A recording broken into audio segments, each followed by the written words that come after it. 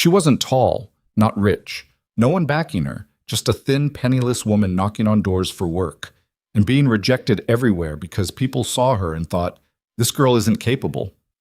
But when she stepped into that dilapidated farmhouse, saw the two motherless children struggling to survive day by day, she knew she couldn't leave. If you're watching from your city, comment below. I want to know how far this story has come. Like and subscribe so you don't miss the next part. The biscuits that won the Millfield Harvest Fair Prize were gone by the time Lillian Hayes crossed the county line, and all she had to show for it was a blue ribbon folded into thirds inside her coat pocket and a carpet bag that was getting lighter with every mile. She hadn't planned on leaving Millfield. She'd planned on a lot of things. Staying in the house she and Thomas had built together, maybe taking in laundry or mending to make ends meet, keeping the small life they'd started before fever came in the third winter of their marriage and took him in 4 days. But plans have a way of dissolving when there's no money to hold them in place, and by the time the landlord came knocking with his hat in his hand and that particular look on his face, polite, apologetic, final, Lillian had already understood that Millfield was over. She was 26 years old and weighed just over 100 pounds soaking wet. People had always commented on it, always with that same mixture of concern and pity that she'd learned to read the way other people read weather. You ought to eat more, dear. Does your husband know how thin you are? How do you ever stay warm? Thomas used to say she was made of wire and stubbornness, which wasn't romantic exactly, but felt truer than anything. He'd meant it as a compliment. She'd taken it as one. The frontier road west out of Millfield ran through 2 small towns before it hit open country, and Lillian stopped at both. The first was Carver's Bend, which had a general store, a livery, a church, and a bakery that smelled so good she stood outside it for a full minute before going in. The woman behind the counter was wide and efficient with flour on her apron and the look of someone who'd been managing things alone for a very long time. I'm looking for work, Lillian said. Baking, cooking, any kitchen position you might have. I have experience. I won the Harvest Fair Prize in Millfield last month, if that means anything. The woman looked her over. Not rudely, just the same assessment Lillian had been getting her whole life, the quick calculation people ran when they saw her. Too small, too thin. What can she actually do? It's hard work, the woman said finally. Early mornings, heavy lifting. I had a girl last spring who couldn't manage the flour sacks. I can manage flour sacks, Lillian said. You sure about that? You look like a good wind would take you. Lillian didn't say anything to that. She'd learned that arguing with the observation only made people more convinced of it. I appreciate your time, she said instead, and walked back out. The second town was called Holt, a little larger, with a hotel that had a kitchen that served meals to travelers. She spoke to the manager, a thin man with a mustache who interviewed her standing up, which she'd always found was a bad sign. What did you do before? He asked. I kept house. Cooked for my husband and occasionally for neighbors when they needed it. I'm a good baker. Prize-winning, actually, and I can turn out 3 meals a day without wasting much. He looked at her the way the bakery woman had. Then he said, we need someone who can work a full day. On their feet from 5 in the morning, the previous cook was a large woman, very capable. Her size was what made her capable? He blinked. I just meant, the work is physical. I understand. Thank you for your time. She was 4 miles past Holt before the frustration worked its way out of her chest and she could breathe normally again. It wasn't anger exactly. She didn't have the energy for anger. And besides, being angry at people for thinking what they thought seemed like a waste of what little strength she had. It was more like exhaustion. The particular kind that comes from proving yourself over and over to people who've already decided what you are before you open your mouth. The road turned into a trail about an hour later, and the trail thinned and then opened onto a stretch of country that took her breath away even through the discouragement. Late October grassland, the color of old honey, rolling in slow waves under a sky that went all the way to the edge of everything. A line of cottonwoods along a creek bed, already gone yellow, the smell of cold coming in from the north. She'd been told there was a town called Dunmore, another 12 miles west, and she thought she might try there. Or she might not. There was something about the open space that made the specifics feel less urgent. She'd find something. She always had. Thomas used to say that about her too. You always find a way through. And she held on to that now the way she held on to the blue ribbon as evidence of a truth that wasn't always obvious from the outside. She was 2 miles into the open stretch when she saw the farmhouse. It sat back from the trail about a quarter mile down a rutted dirt track that had clearly been traveled less than it once was. The house itself was solid, good construction, not falling down, but there was something about it that read as neglected in ways that went beyond the peeling paint on the porch railing or the tall grass pushing up through the yard. The kitchen garden alongside the house was a tangle of dead stalks. No smoke from the chimney, though the air was cold enough that there should have been. Lillian stopped walking and looked at it for a moment. She had nowhere to be. The next town was 12 miles off, and the sun was already past the midpoint of the sky. She had a little food in her bag. Not much, some bread gone hard and a piece of cheese, but she'd been hungry before and it wasn't the thing she was thinking about. What she was thinking about was the chimney without smoke. She turned down the dirt track. The closer she got, the more she noticed. The fence posts along the yard needed reseating, 2 of them leaning at angles that would put them on the ground by spring. The porch had a board gone soft at the far end, but the house itself was sound. She could see that too. And there was a barn beyond it that still had its shape, and a corral where 2 horses stood with their heads down in that particular way. Horses have when they're waiting for something they're not sure is coming. She knocked on the door. Nothing for a long moment. Then footsteps. Light ones. Quick. And the door opened 4 inches, held there by a small hand gripping the edge. A girl looked out at her. Maybe 8 years old, maybe 9. Brown hair pulled back in a braid that had mostly come undone. Dark eyes that were doing the same assessment Lillian had been getting all day, but with different math behind it. Not what can she do? More like, is she safe? "Hello," Lillian said. "Hello." The girl didn't open the door wider. "My name is Lillian Hayes. I was walking west on the trail and I saw your farm. I noticed there was no smoke from your chimney and it's getting cold. Is there an adult at home?" "My father." "Is he inside?" A pause. "He's in the barn. He doesn't always come in before dark." Lillian looked at the sky. Still a few hours until dark. "What about your mother?" The girl's face didn't do anything dramatic. It just settled, the way a face does when it's had practice with a hard thing. "She died last year." "I'm sorry," Lillian said, and meant it the plain way. The girl studied her for another moment, then opened the door a few inches wider. "There's nothing to eat," she said. It wasn't a complaint, it was information, delivered practically, the way you'd tell a stranger there was no road past a certain point. Just facts. "What's your name?" Lillian asked. "Hazel." "Is there a fire in the stove, Hazel?"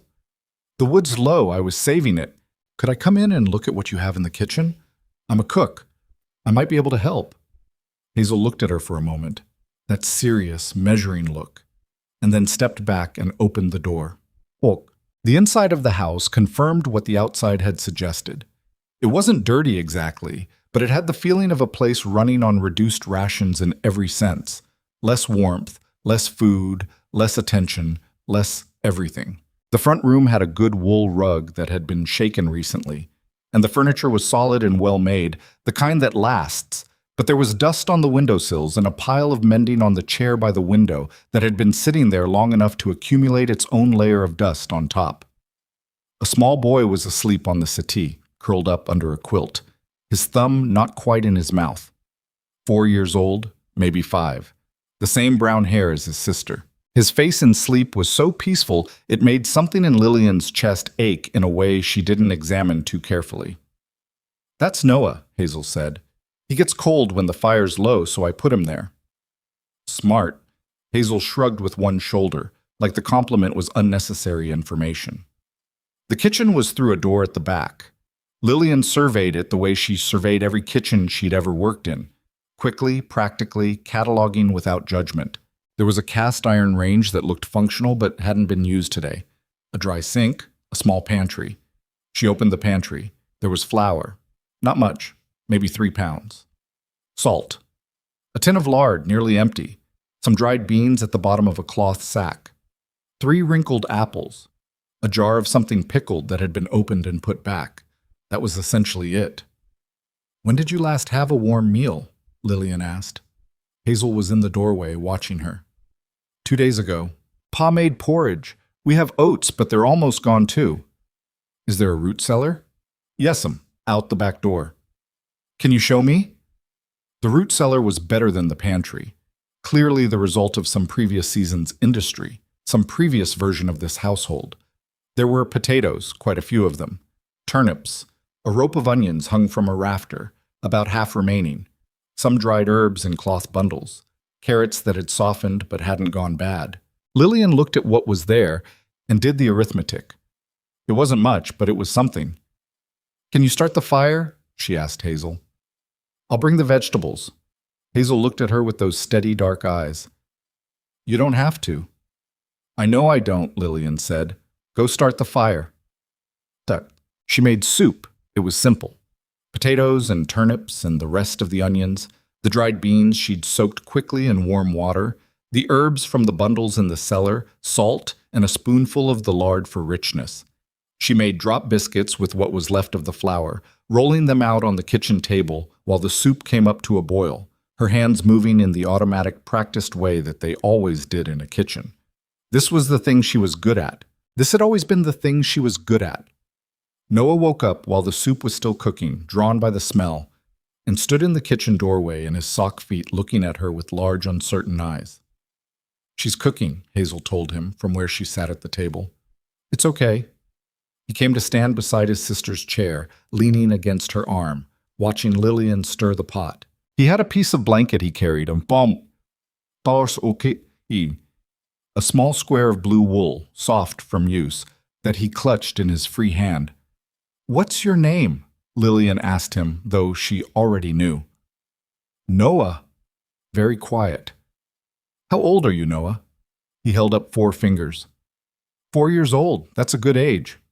He considered that seriously, then nodded like he'd reached the same conclusion independently. The biscuits came out better than she'd expected, given the flour. Still light, with a slight rise. She'd added just enough lard to keep them from being dry. She set them in the center of the table with a cloth over them to keep the heat in, and ladled the soup into bowls and watched Noah's face when the bowl was set in front of him. He looked at it the way people look at something they want very badly but aren't sure they're allowed to have. "Go on," Hazel said quietly. He picked up the spoon. They ate, both of them, quietly, with the focused attention of children who were genuinely hungry. Lillian sat across from them with her own bowl. She'd helped herself to a small portion, not much, just enough, and watched them eat and didn't say anything, because there was nothing to say that needed saying. She was halfway through her soup when she heard boots on the back porch. The man who came through the kitchen door was not what she'd expected, which she recognized immediately as a foolish thing to have expected anything at all. He was tall, more than 6 feet, with the particular build of someone who worked outdoors and did it hard. Wide through the shoulders, weathered in the face, hands that looked like they'd been used their whole lives. Somewhere around 35, maybe a year or 2 either side. Dark hair that needed cutting, a beard that had passed the point of intention and arrived at something more like neglect. He stopped when he saw her. She stood up. Reflex, habit, the thing you did when a stranger's threshold was crossed. "I'm Lillian Hayes," she said. "I was passing by on the trail and I saw your farm. I let myself in through the front. Your daughter opened the door. I hope that's all right. I made soup." He looked at her, then at the children, then at the pot on the stove, then back at her with an expression she couldn't read precisely. It had too many layers to it, suspicion and exhaustion, and something that might have been, underneath all of it, simple shock at the sight of a warm kitchen. "Soup," he said. "Potato and turnip, beans. There are biscuits." Hazel was watching her father. Noah had stopped eating to watch him too, soup spoon still in hand. The man, Silas, she would learn, pulled out the chair at the head of the table and sat down heavily, like someone whose legs had decided independently. He looked at the bowl in front of him for a moment. "I didn't expect to come into this," he said. Not quite an apology, not quite a complaint, just a statement. "I know," Lillian said. "I should have knocked on the barn door. I didn't think." He picked up his spoon. After a moment, he said, "It's good. Thank you." They ate in a silence that was not entirely uncomfortable. The particular silence that falls when people are eating and nothing else needs to happen. Noah finished his soup and looked at the biscuits and looked at his father, and Silas nodded, and Noah took a biscuit with both hands and ate it in the careful, total way that children eat things they love. "Where are you headed?" Silas asked. "Dunmore," I thought. "I'm looking for work. Kitchen work. Cooking." He looked at her across the table. That same assessment she'd been getting all day, but without the quick dismissal behind it. Just looking, really looking, the way someone looks when they're actually trying to see. "How long have you been walking?" "Since this morning. I stopped in Carver's Bend and Holt." "Couldn't find work there?" "They had concerns about my capacity." She kept her voice even. "Based on how I look." Something moved through his expression. Not pity. She was grateful for that. More like recognition. "People do that." "They do." He ate another spoonful of soup. Outside the window, the light was going, the sky turning that particular cold orange that October does right before it goes dark fast. "You can stay tonight," he said. "It's too late to be on the road. There's a room upstairs that isn't being used." Lillian looked at him. "I appreciate that. I don't want to impose." "You made soup," Hazel said, from across the table, with the tone of someone pointing out an obvious and relevant fact. Lillian almost smiled at that. "All right," she said. "Thank you." The room upstairs was clearly a guest room that had been a guest room for a while. The quilt on the bed was clean, the kind of clean that means no one had been sleeping under it, and there was a thin layer of dust on the small dresser that the moonlight coming through the window made visible.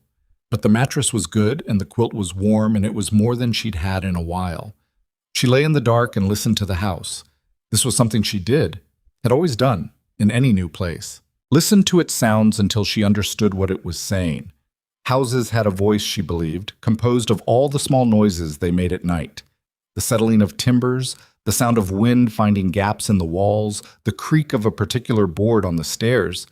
You could learn a lot about a house from what it said after dark. This house was saying, "We used to be more than we are." She could hear it in the small silences between sounds, the places where there should have been noise and weren't. The absence of a woman's voice, maybe.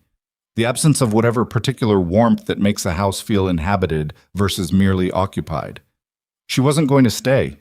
She'd already made up her mind about that. She'd leave in the morning after thanking them properly, continue to Dunmore, find something there or keep going.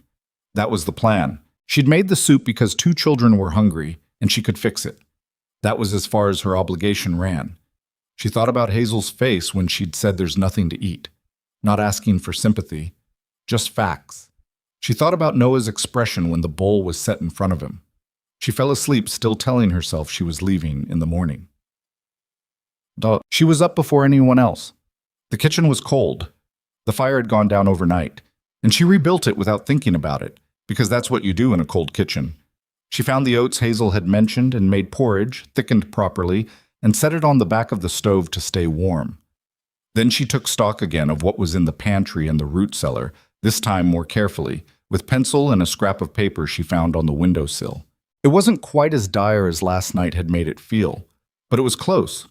Whoever had been doing the cooking had been doing it in a reactive way, using what was most visible without planning ahead, which meant the more useful things had been overlooked while the easier things got consumed. The potatoes could last another 3 weeks if handled properly. The dried beans were more than she'd initially seen, another sack behind the first one. There were dried apples in a tin on the highest shelf, forgotten or too hard to reach.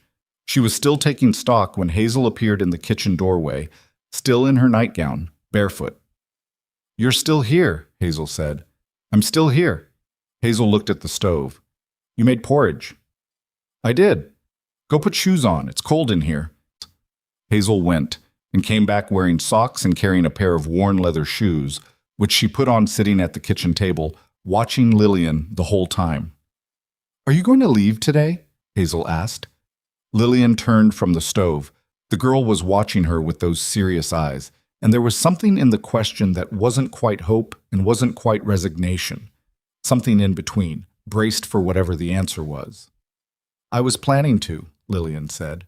Hazel nodded like she'd expected that. Okay.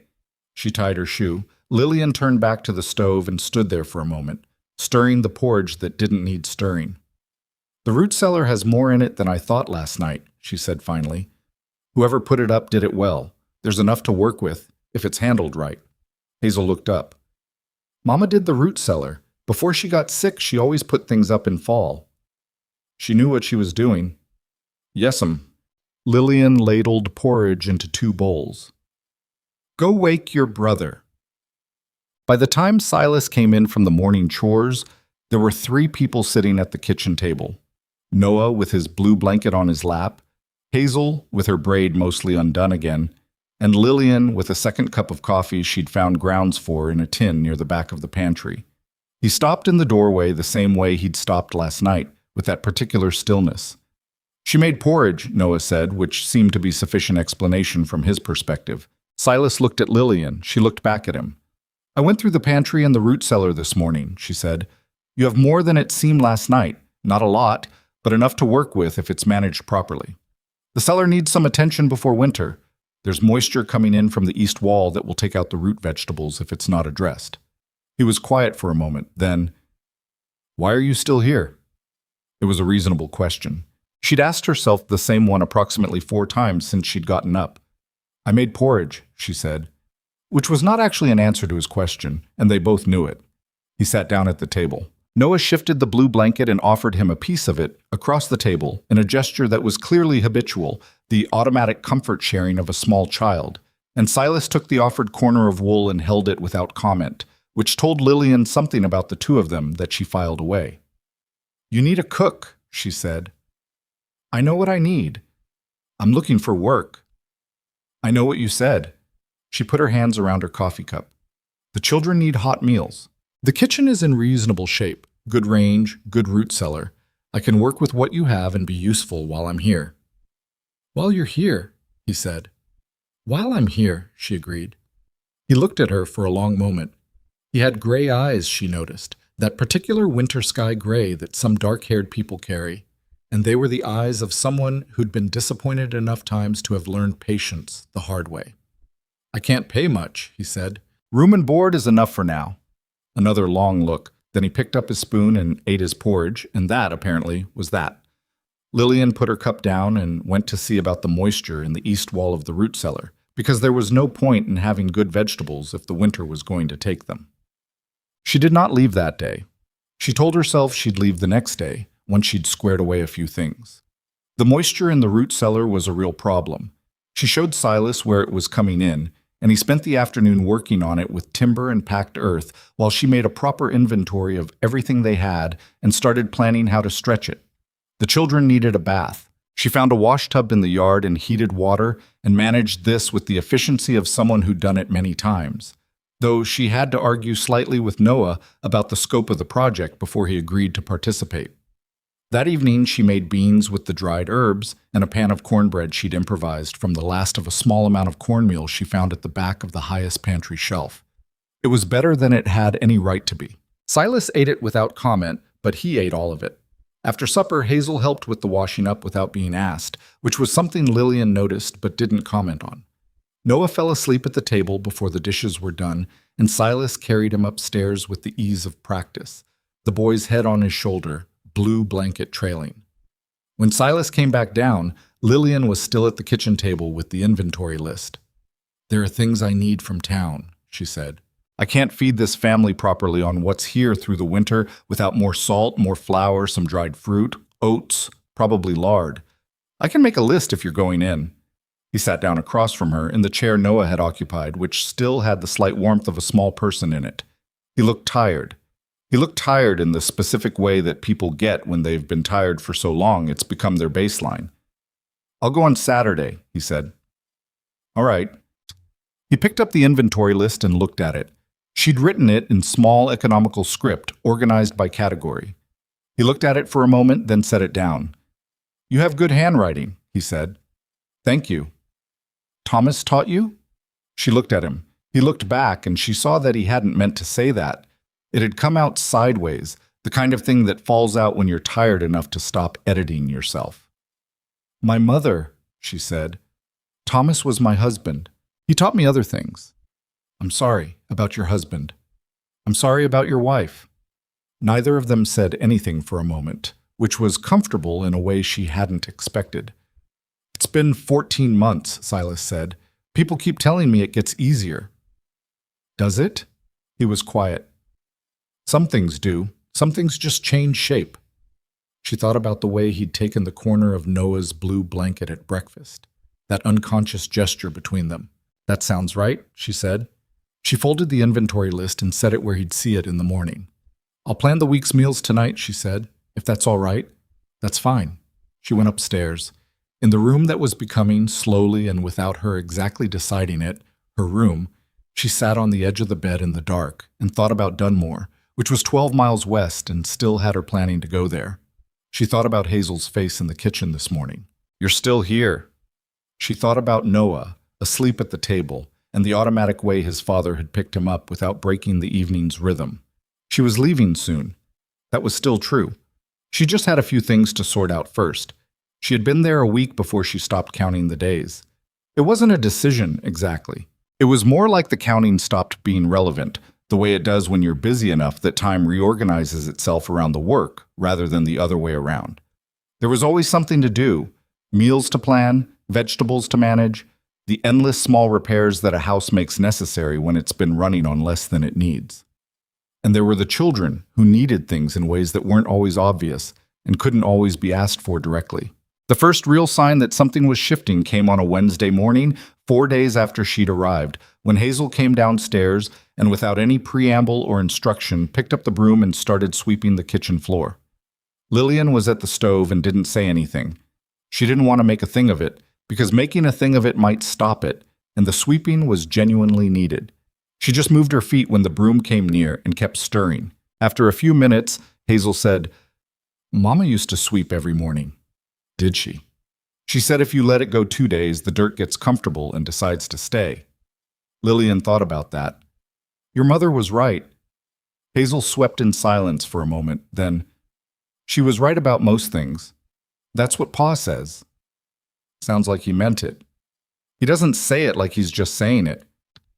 Hazel's voice was careful, the way children's voices get when they're talking about something they've thought about more than they let on. He says it the same way every time, like he's reminding himself. Lillian moved a pot to the back burner. She understood what Hazel was describing, that particular quality grief has when it becomes habitual, when the person carrying it is no longer even aware they're reciting something, because the recitation has become the same as breathing. That makes sense, she said, and left it there. The Saturday trip to town changed the kitchen in ways that were disproportionate to the amount of things purchased. It wasn't that Silas bought a great deal.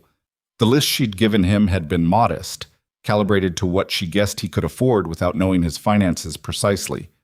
But having proper flour, proper salt, a good supply of lard and oats and dried apples meant she could cook the way she actually knew how to cook, rather than improvising around the edges of scarcity. She made apple cake on Saturday evening once the supplies were put away. It was a simple cake, nothing complicated, but it filled the kitchen with a smell that was something other than necessity. It was the smell of a thing made because it might bring someone pleasure, which is a different kind of cooking entirely. Noah came and stood in the kitchen doorway and just breathed it in. Is that cake? He said. It is. He came fully into the kitchen and stood beside her at the table, watching her work with the concentrated attention he gave to most things. He was a quiet child, not in a fearful way. More like he'd decided very early that the world was worth observing carefully before acting in it. He still carried the blue blanket most of the time, though he'd started leaving it on the settee during the day and only retrieving it at mealtimes or when he was tired. What kind? He asked. Apple, with a little cinnamon. I like cinnamon. Good. It's for after supper. He nodded gravely. Then, after a moment, Hazel says you know a lot about cooking. Hazel said that? She said you know how to make things out of almost nothing. She said it's like a trick. It's not really a trick, Lillian said, sliding the cake into the oven. It's just paying attention to what you have. Most people have more than they think they do. Noah considered this with the seriousness he applied to most statements. We didn't have much, he said. No, but you had some, and some is enough to start with. He looked at her with those large, steady eyes. Are you going to stay? He asked. Not with pressure behind it. He didn't have the sophistication for that kind of manipulation yet. Just an honest question, with a child's directness. I don't know, she said honestly. He nodded, like that was a fair answer, and went back to the settee and his blanket. It was Hazel who pushed first, though not in the way Lillian expected. 10 days in, Lillian was outside in the cold morning air looking at the kitchen garden, the tangle of dead stalks she'd noticed the first day, the space that had clearly once been productive and organized.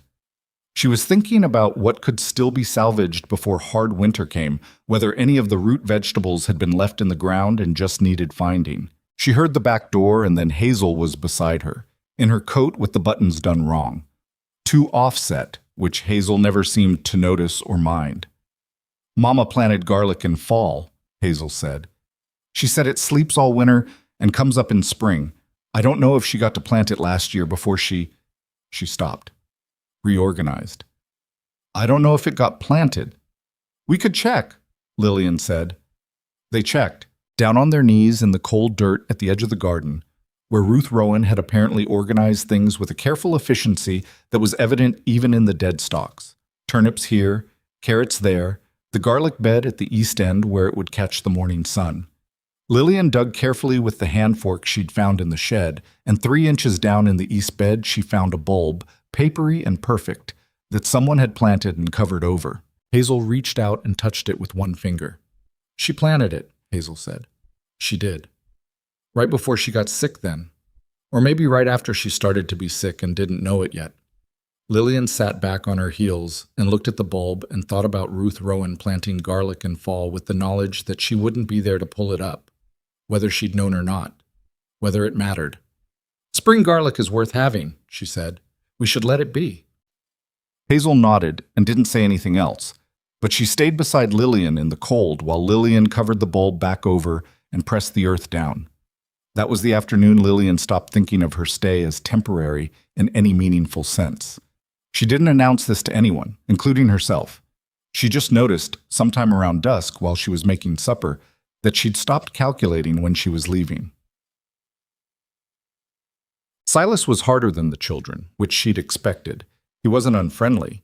He came in for meals and ate what was set in front of him and occasionally said something about the food, not effusively, but with the brief honesty of someone who'd decided complimenting a meal was a reasonable thing to do. He fixed things when she pointed them out.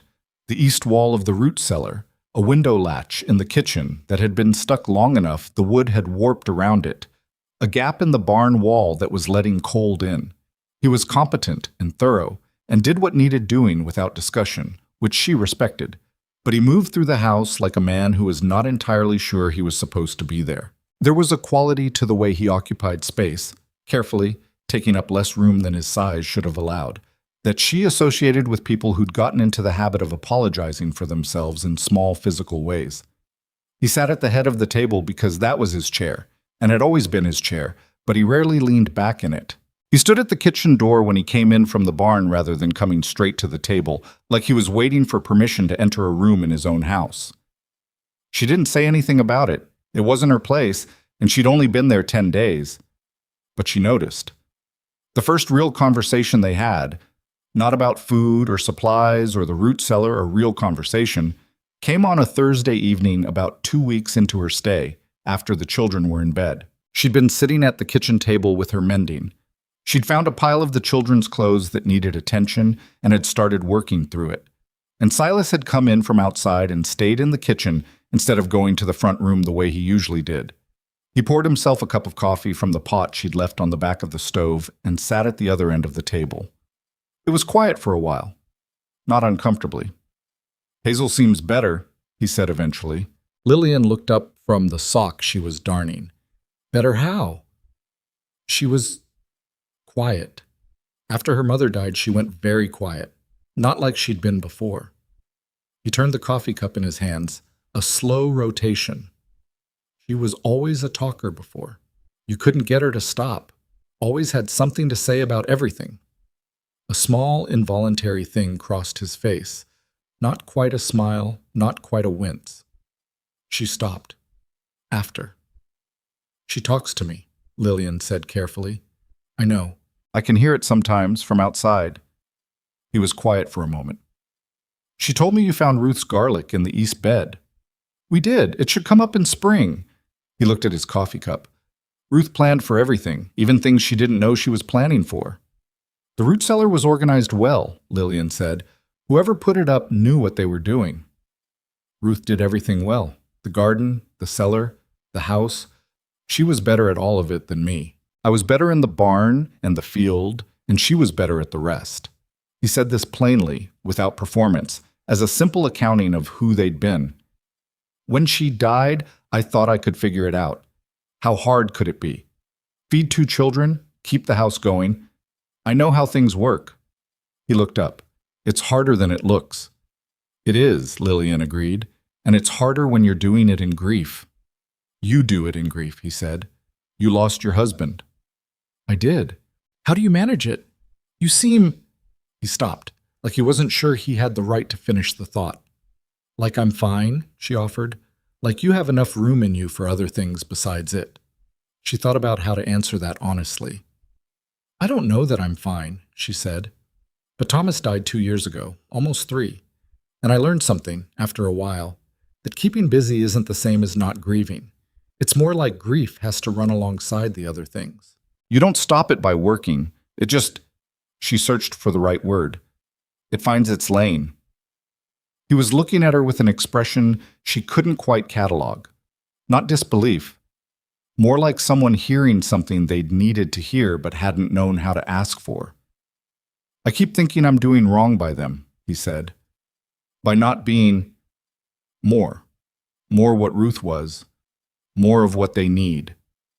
You're what you are, Lillian said. You got up every day. You went out and did the work. You kept the barn running and the horses fed and the fence posts from falling over completely. She set down her mending. There's a thing people don't say enough, which is that surviving a hard time is not nothing. It's not everything, but it's not nothing.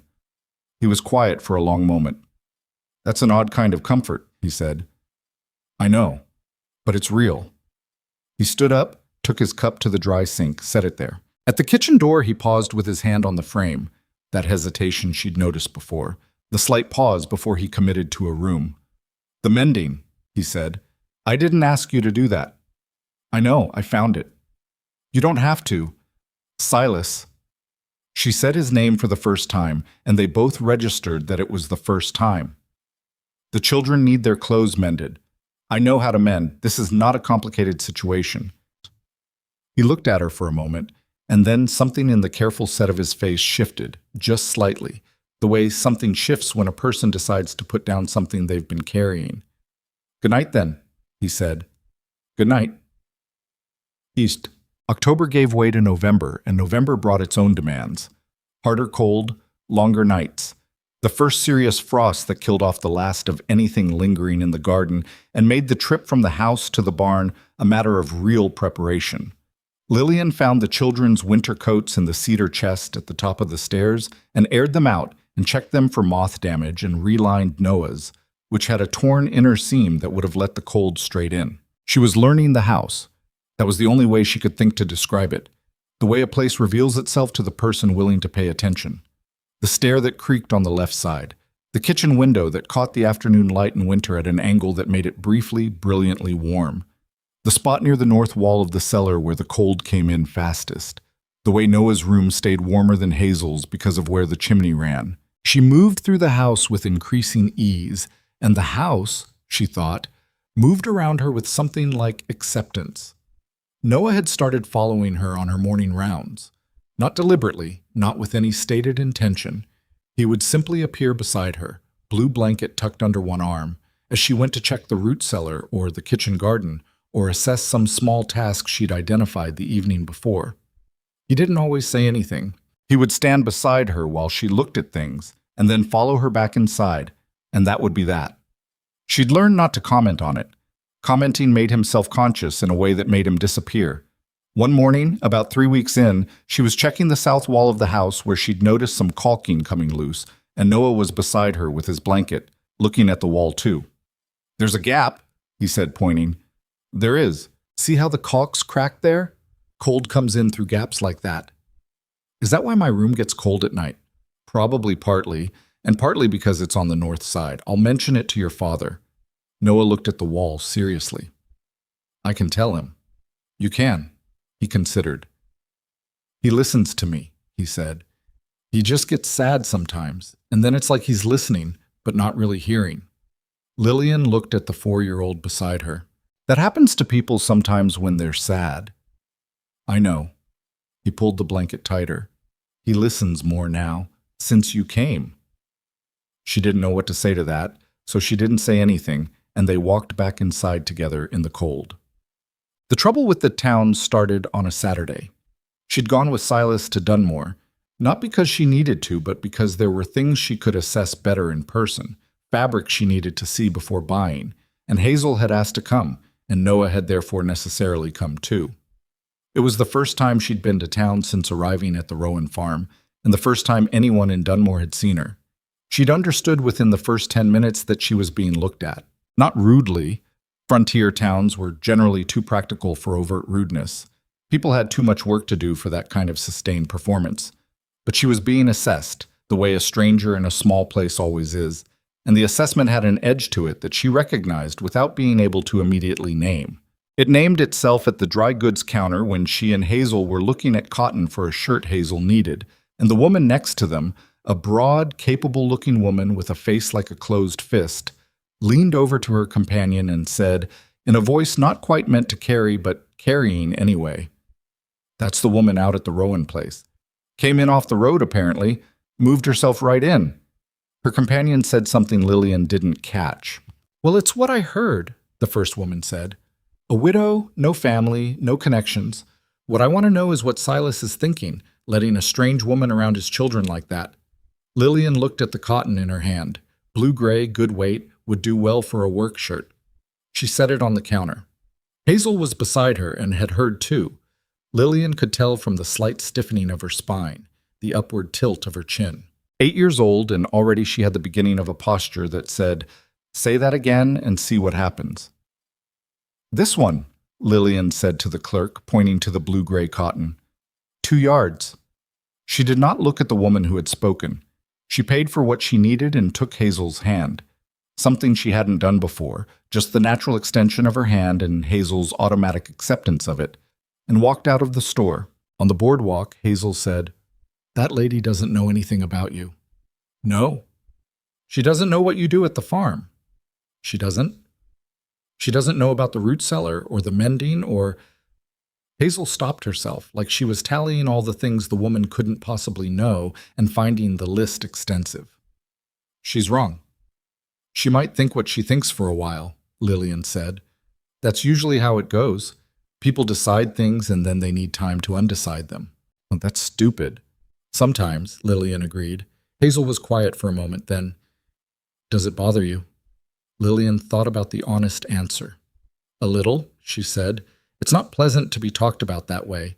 But I've been talked about before. Different reasons, same feeling. You get through it."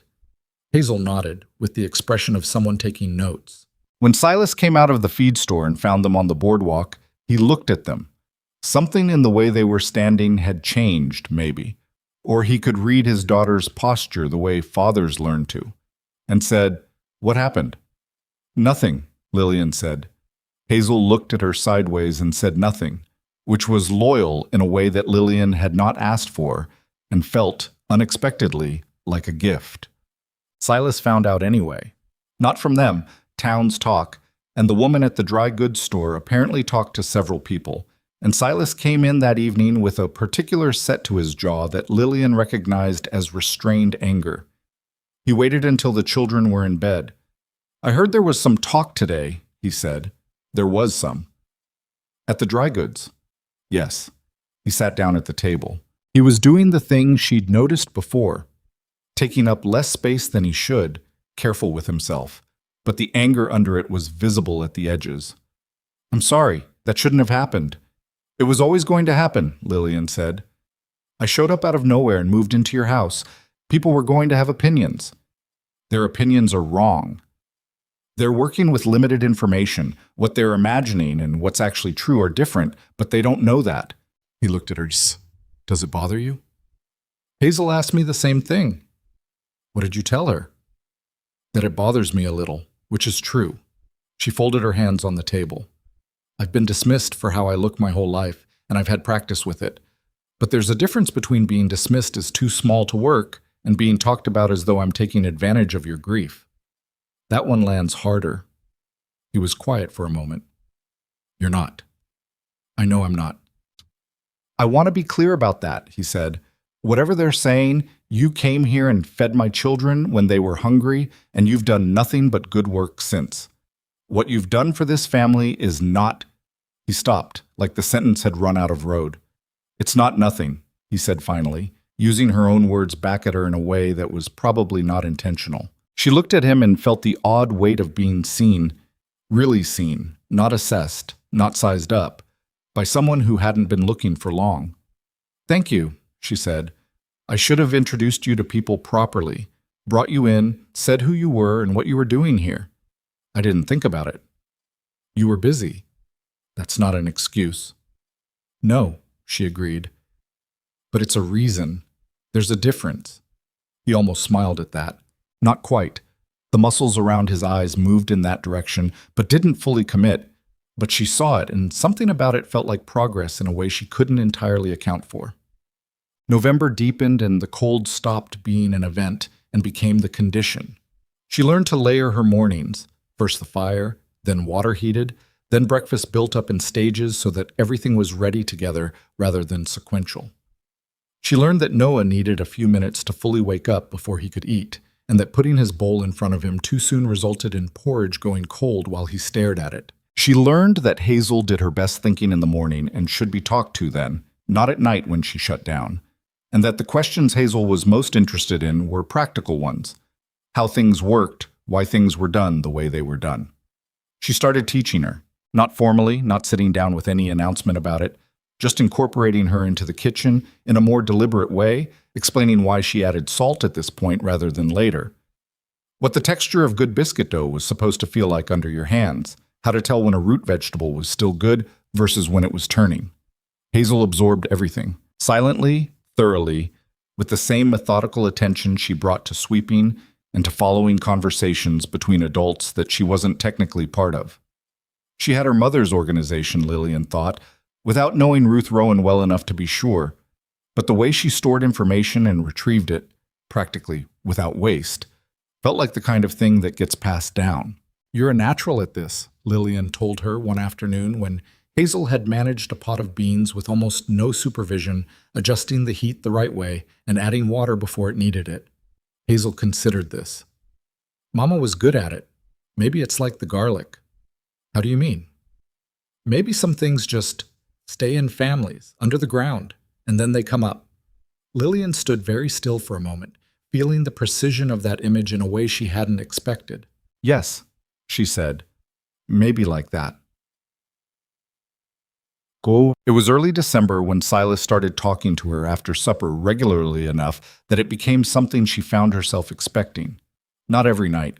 Sometimes he was too tired or there was nothing in particular to say, and those evenings she'd mend or read the one book she'd had in her bag, and he'd sit in the front room and they'd occupy the house separately, and that was fine too. But 2 or 3 times a week he'd stay in the kitchen or she'd carry her coffee to the front room, and they'd talk. He talked about the ranch, the plans he had for it, the expansion he'd started with Ruth that had stalled when she got sick, the fence line on the north property that needed moving if he was going to run more cattle in spring. He talked practically, specifically, the way someone talks who is used to solving problems with their hands and finds words a less reliable tool. She talked about the children sometimes, about Hazel's progress in the kitchen, about the things Noah said that surprised her, about small observations she'd made that felt worth sharing because they were the details of a life happening around both of them. She did not talk much about Thomas. That was still her own, still tender in the way that some things stay tender even when the sharpest part of the grief is past. But she said his name sometimes, in context, when it was relevant, and each time she did it felt slightly less like pressing on a bruise. What she noticed, without allowing herself to name it directly for longer than she should have, was that Silas Rowan was a better man than he gave himself credit for. He was not perfect. He was short-tempered sometimes, or he went silent in ways that were hard to read, or he handled the children's emotional needs with a clumsiness that was clearly well-intentioned and clearly not enough. But he was honest in a way that was not universal, and he worked hard, and he loved his children in a way that lived in gestures rather than words. In the corner of blue blanket accepted at breakfast, in the way he positioned himself between them and any cold draft when they walked outside, and how he always checked on them after dark before he came back down. She noticed these things. She wasn't sure what to do with noticing them, so she mostly just noticed. One evening in mid-December, a cold, hard night with wind coming off the plains that made the walls groan, Silas stayed in the kitchen longer than usual. Noah had come down again after bedtime with some complaint about the cold, probably real. That room was cold. And Lillian had gone up with him and fixed the draft around the window with a strip of cloth she'd been keeping for that purpose, and tucked him in again, and come back down to find Silas standing at the kitchen window looking at the dark. "He's asleep," she said. "He does that sometimes. Comes down. Ruth could always—" He stopped. She had a way of settling him. "I never quite learned it." "You do fine," Lillian said. "I went up 3 times last week and he was still awake each time when I came down." "He stayed down when I went up just now." Silas turned from the window. There was something in his face she couldn't name, and she wasn't certain she should try. "You're good with him," he said. "He's easy to be good with. He doesn't let most people in. He's careful about people." He paused.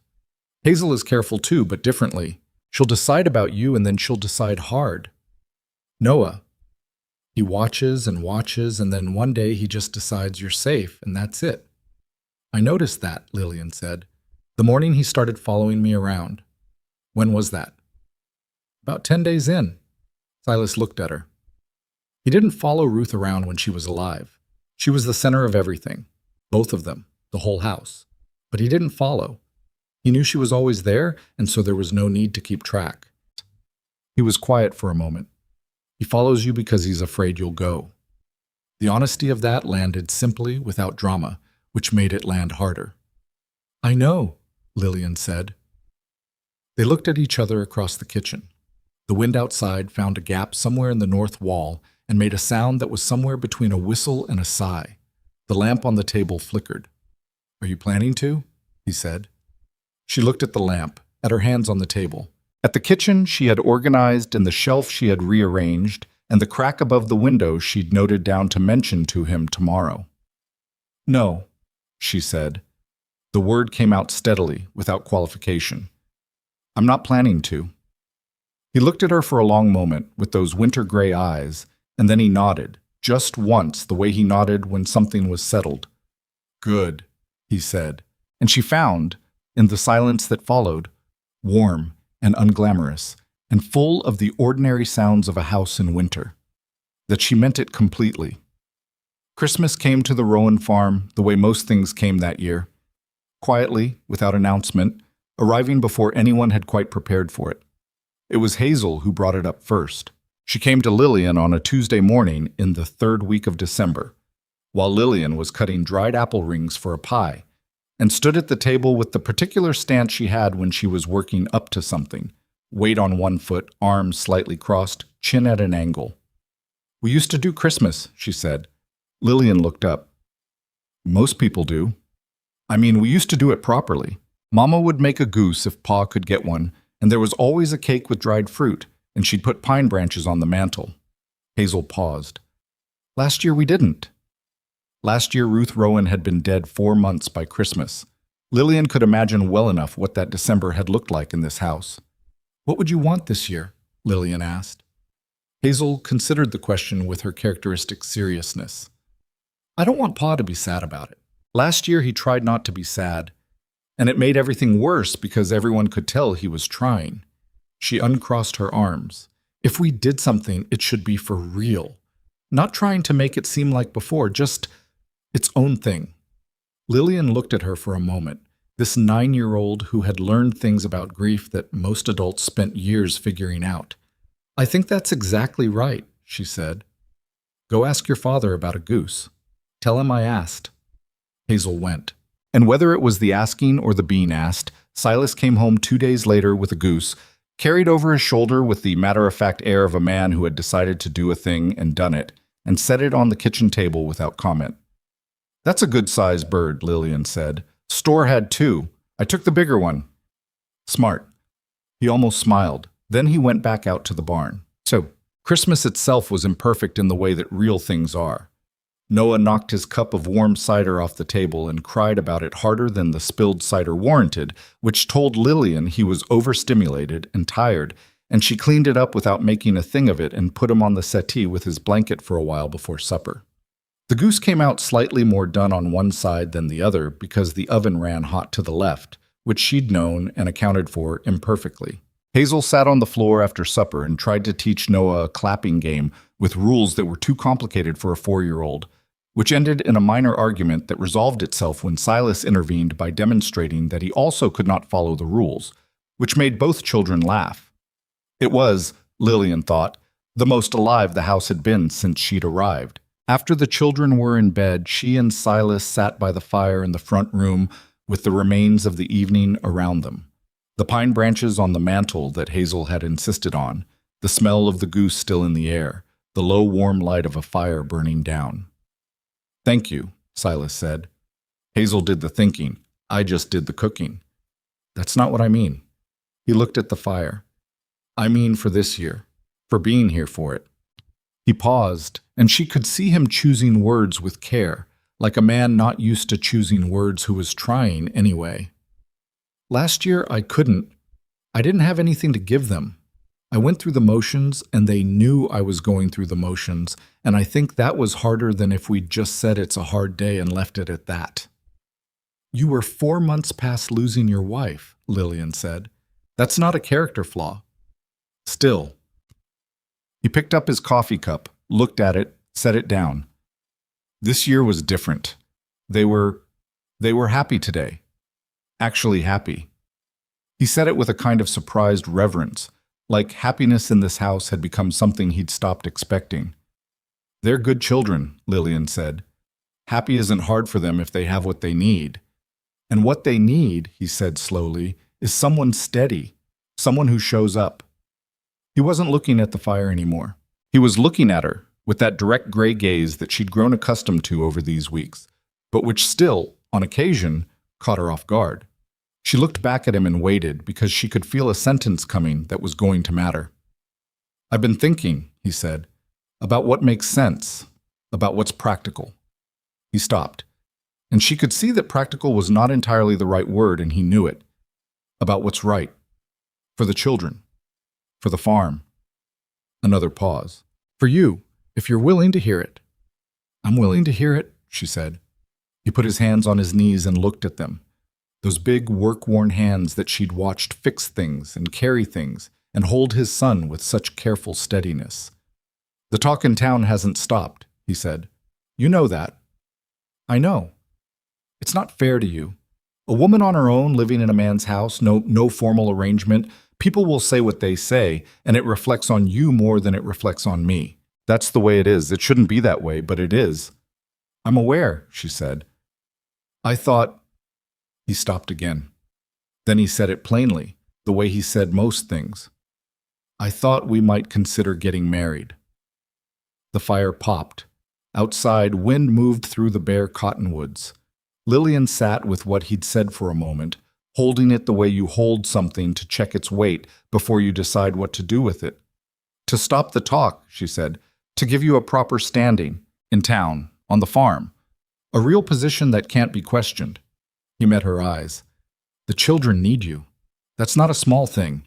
It's the realest thing I know right now, and you need a place, security. I can give you that. It was honest. She had to give him that. He was not offering something he didn't mean, and he wasn't dressing it up in language it didn't deserve. He was being practical in the way that frontier people sometimes had to be practical, because sentiment without structure didn't keep anyone warm through a plains winter. And yet, she stood up, not abruptly, but with the deliberateness of someone who needed to be on their feet for this. "I appreciate you saying it plainly," she said. "But," he said, "but I didn't come here for security." She moved to the window, looked out at the dark. "I didn't stay because I needed a roof. I stayed because your children needed someone, and I happened to be the person who was there and could help." She turned back to face him. "If I married you for protection, for standing, for the town's opinion, I'd be living a lie inside my own life. And your children deserve better than that. They deserve something real." He was watching her carefully. "What I said, it was real." "I know you mean that, but what you described was a practical arrangement with benefits for both parties. That's not the same as real." She sat back down, across from him, because this was a conversation that needed two people facing each other, not one person at the window. "Silas, your children lost their mother. They don't need me to be a legal arrangement. They need—" She stopped, because the next word was the true word, and she wasn't certain she was ready to say it. "They need someone who chooses them, not because it's practical, not because it protects anyone from town gossip." "Then what are you saying?"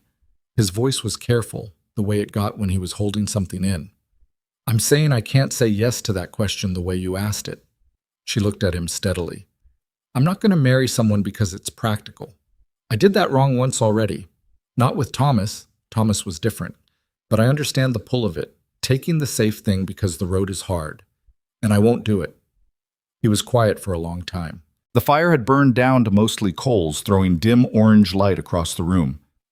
"All right," he said, not with anger, just absorbing it. "I'm not leaving," she said. "I want to be clear about that. I meant what I said in December. I'm not planning to go." "Then what?" "I don't know," she said honestly. "I just know that this question, the way you asked it, isn't the answer. And if that means things stay the way they are for a while, I can live with that." He looked at her for a long moment, and she couldn't entirely read his face. There was something in it that wasn't quite hurt, and wasn't quite relief, and wasn't quite something else. Some combination of things that didn't have a clean name. "Okay," he said finally. "Okay," she said. They sat by the dying fire a while longer, not talking, which was both more comfortable and less comfortable than it had been before. The next morning was the morning everything tilted. She had been awake since before light. Not from anxiety exactly, but from the restlessness that comes after a night of sleeping alongside a significant thing. She'd lain in the dark and held the conversation with Silas and turned it over and made sure she still believed what she'd said. And she did. Every word of it. But believing you're right doesn't always make right feel comfortable. And so she'd gotten up early and been in the kitchen since before 5, moving through the familiar routine of fire and water and breakfast preparations. She had already decided, somewhere in the dark of the early morning, that she needed to leave.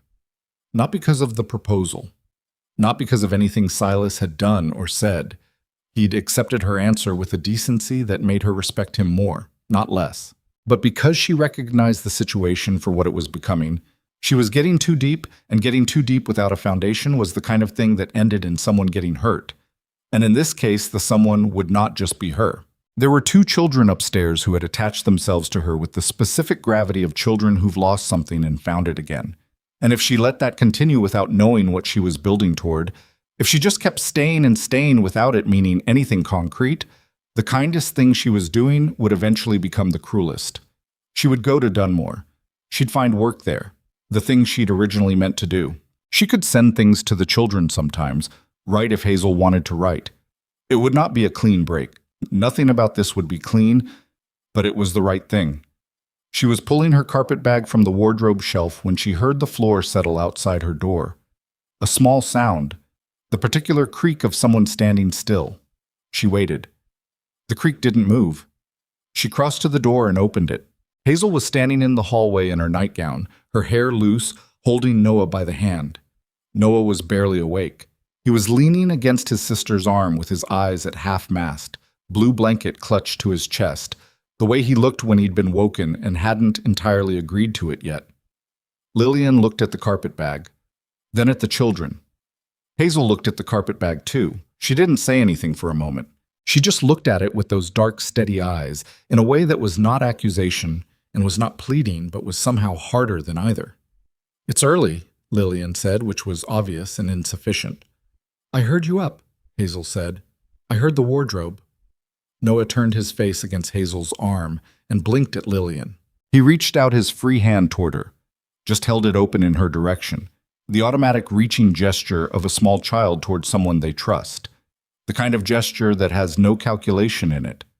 Lillian stood in the doorway of the room that had become her room without her deciding it, holding a bag she'd barely started to pack, and felt something in her chest crack along a seam she hadn't known was there. Hazel looked at her for a long moment. Then she said one word. "Stay." Not "please stay." Not "don't go." Just the single word, flat and certain, the way you say a word when it's the only word that exists for the thing you mean. Noah's hand was still open, still reaching. Lillian set the carpet bag down on the floor inside the doorway. She crossed the hall and took Noah's hand, and he closed his fingers around hers immediately, the way he did, total and trusting, and leaned his head against her arm. "Go back to bed," she said. Her voice came out steady. She was not sure how. "Both of you, it's too cold to be in the hall." "Are you going to leave?" Hazel asked. Lillian looked at the girl, the unbuttoned top button on her nightgown, the braid she'd slept in so it was half unraveled, the bare feet on the cold floor. The fact that she had woken in the night and gotten her brother and brought him here, with no plan beyond the one word she'd carried in the dark. "No," Lillian said. "I'm not going to leave."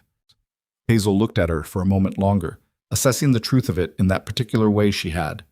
Then she nodded, once, and took Noah back down the hall to his room, because the decision had been made and Hazel, once a thing was decided, moved forward. Lillian stood in the hallway until she heard the door close. Then she went back into her room and sat on the edge of the bed and put her face in her hands and stayed that way for a while. Not crying exactly, something adjacent to it.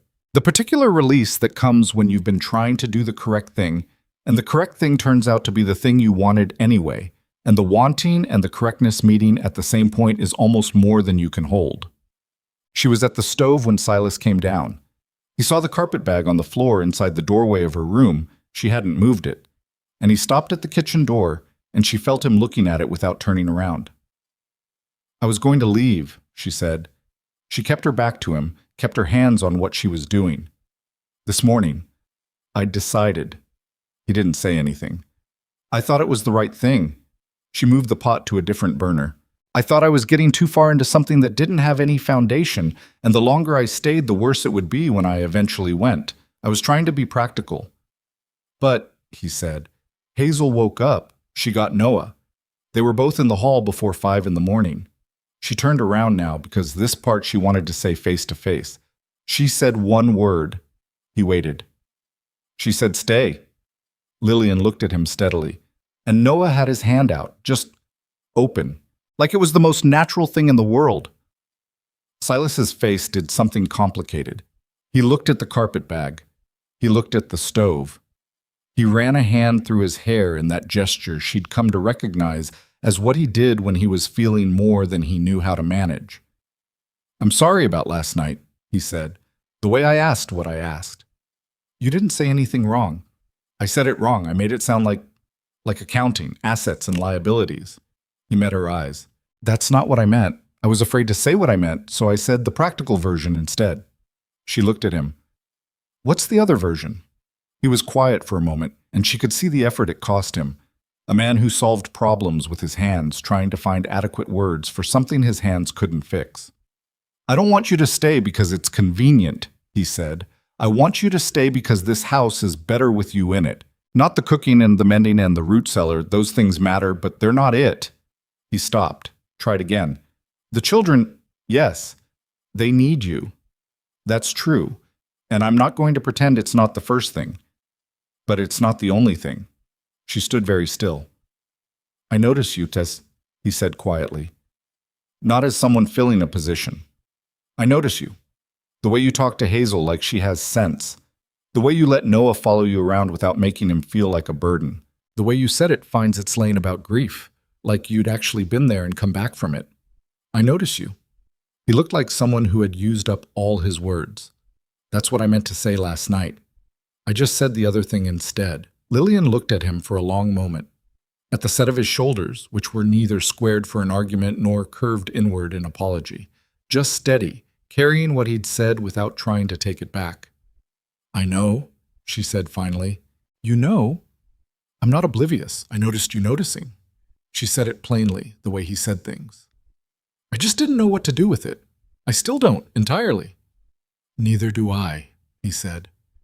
They looked at each other across the kitchen, and the honesty of that neither of them knew, that both of them were carrying something without a clear name, was both uncomfortable and, underneath the discomfort, a kind of relief.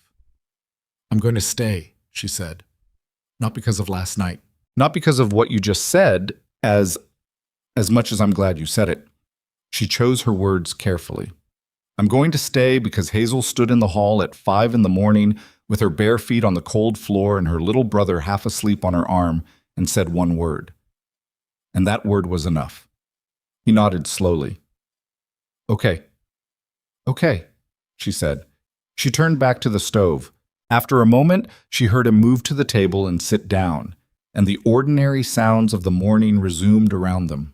The fire, the pot, the distant sound of wind outside, the house settling into its daily rhythm. Muhammad. January arrived with 3 days of blizzard that kept everyone inside and tested the new arrangement in ways that nothing else could have. Being confined to a house with 3 people for 3 days is a particular kind of pressure. It finds the seams. It exposes the places where people rub against each other, where habits collide, where the comfortable distance that normally operates between people gets compressed down to the length of a kitchen table. The first day was fine. There was a storm quality to it, the sense of something dramatic happening outside that made the inside feel purposeful and warm. Lillian made soup and cornbread. Silas checked the barn in the midday and came back red-faced and cold, and sat close to the fire to thaw out. The children played on the floor with the wooden animals Lillian had found in a box in the back of a closet. Small carved things that had clearly been someone's patient work, worn smooth from years of handling. The second day was harder. Noah was restless and found the walls oppressive, and expressed this through a sustained, low-grade whining that raised everyone's patience to its ceiling by midday. Hazel, who did not whine, instead went very quiet and retreated to a corner with a look on her face that Lillian recognized as the expression of someone who needed space they weren't going to get. Silas broke a cup by knocking it off the counter, and then was short with Lillian when she moved to help pick it up, which he immediately regretted and said so, awkwardly, which was better than not saying so and also not entirely sufficient. That evening, after supper, when Noah was finally worn out enough to sleep and Hazel had found a fragile piece with a piece of mending she was attempting under Lillian's mild supervision, Silas said, I apologize for earlier. You already apologized. I know. I'm doing it again. Once was sufficient. I lose my patience when I'm cooped up, he said. I know it happens and I still don't manage it well. You could work on it, she said. He looked at her. I could. And I could have moved aside faster instead of trying to help before you'd asked me to. She folded the cloth she was working with. We can both work on things. Hazel looked up from her mending with an expression that meant she was filing this exchange away carefully. The third day the blizzard broke, and Silas spent most of it outside working off the confinement, and Lillian used the time to teach Hazel how to make a proper pie crust.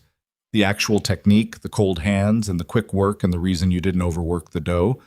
And Noah helped by being in charge of the apple filling, which meant he ate approximately as much apple as made it into the bowl, and no one pointed this out directly.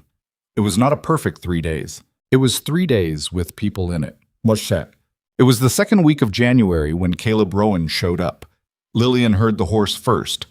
She was in the kitchen and the sound came from the yard, and she went to the window and saw a man dismounting at the gate. Big, like Silas, but carrying his size differently, with a confidence that was on the far side of easy, the kind that had been tested and found sufficient and had never quite recovered from the discovery.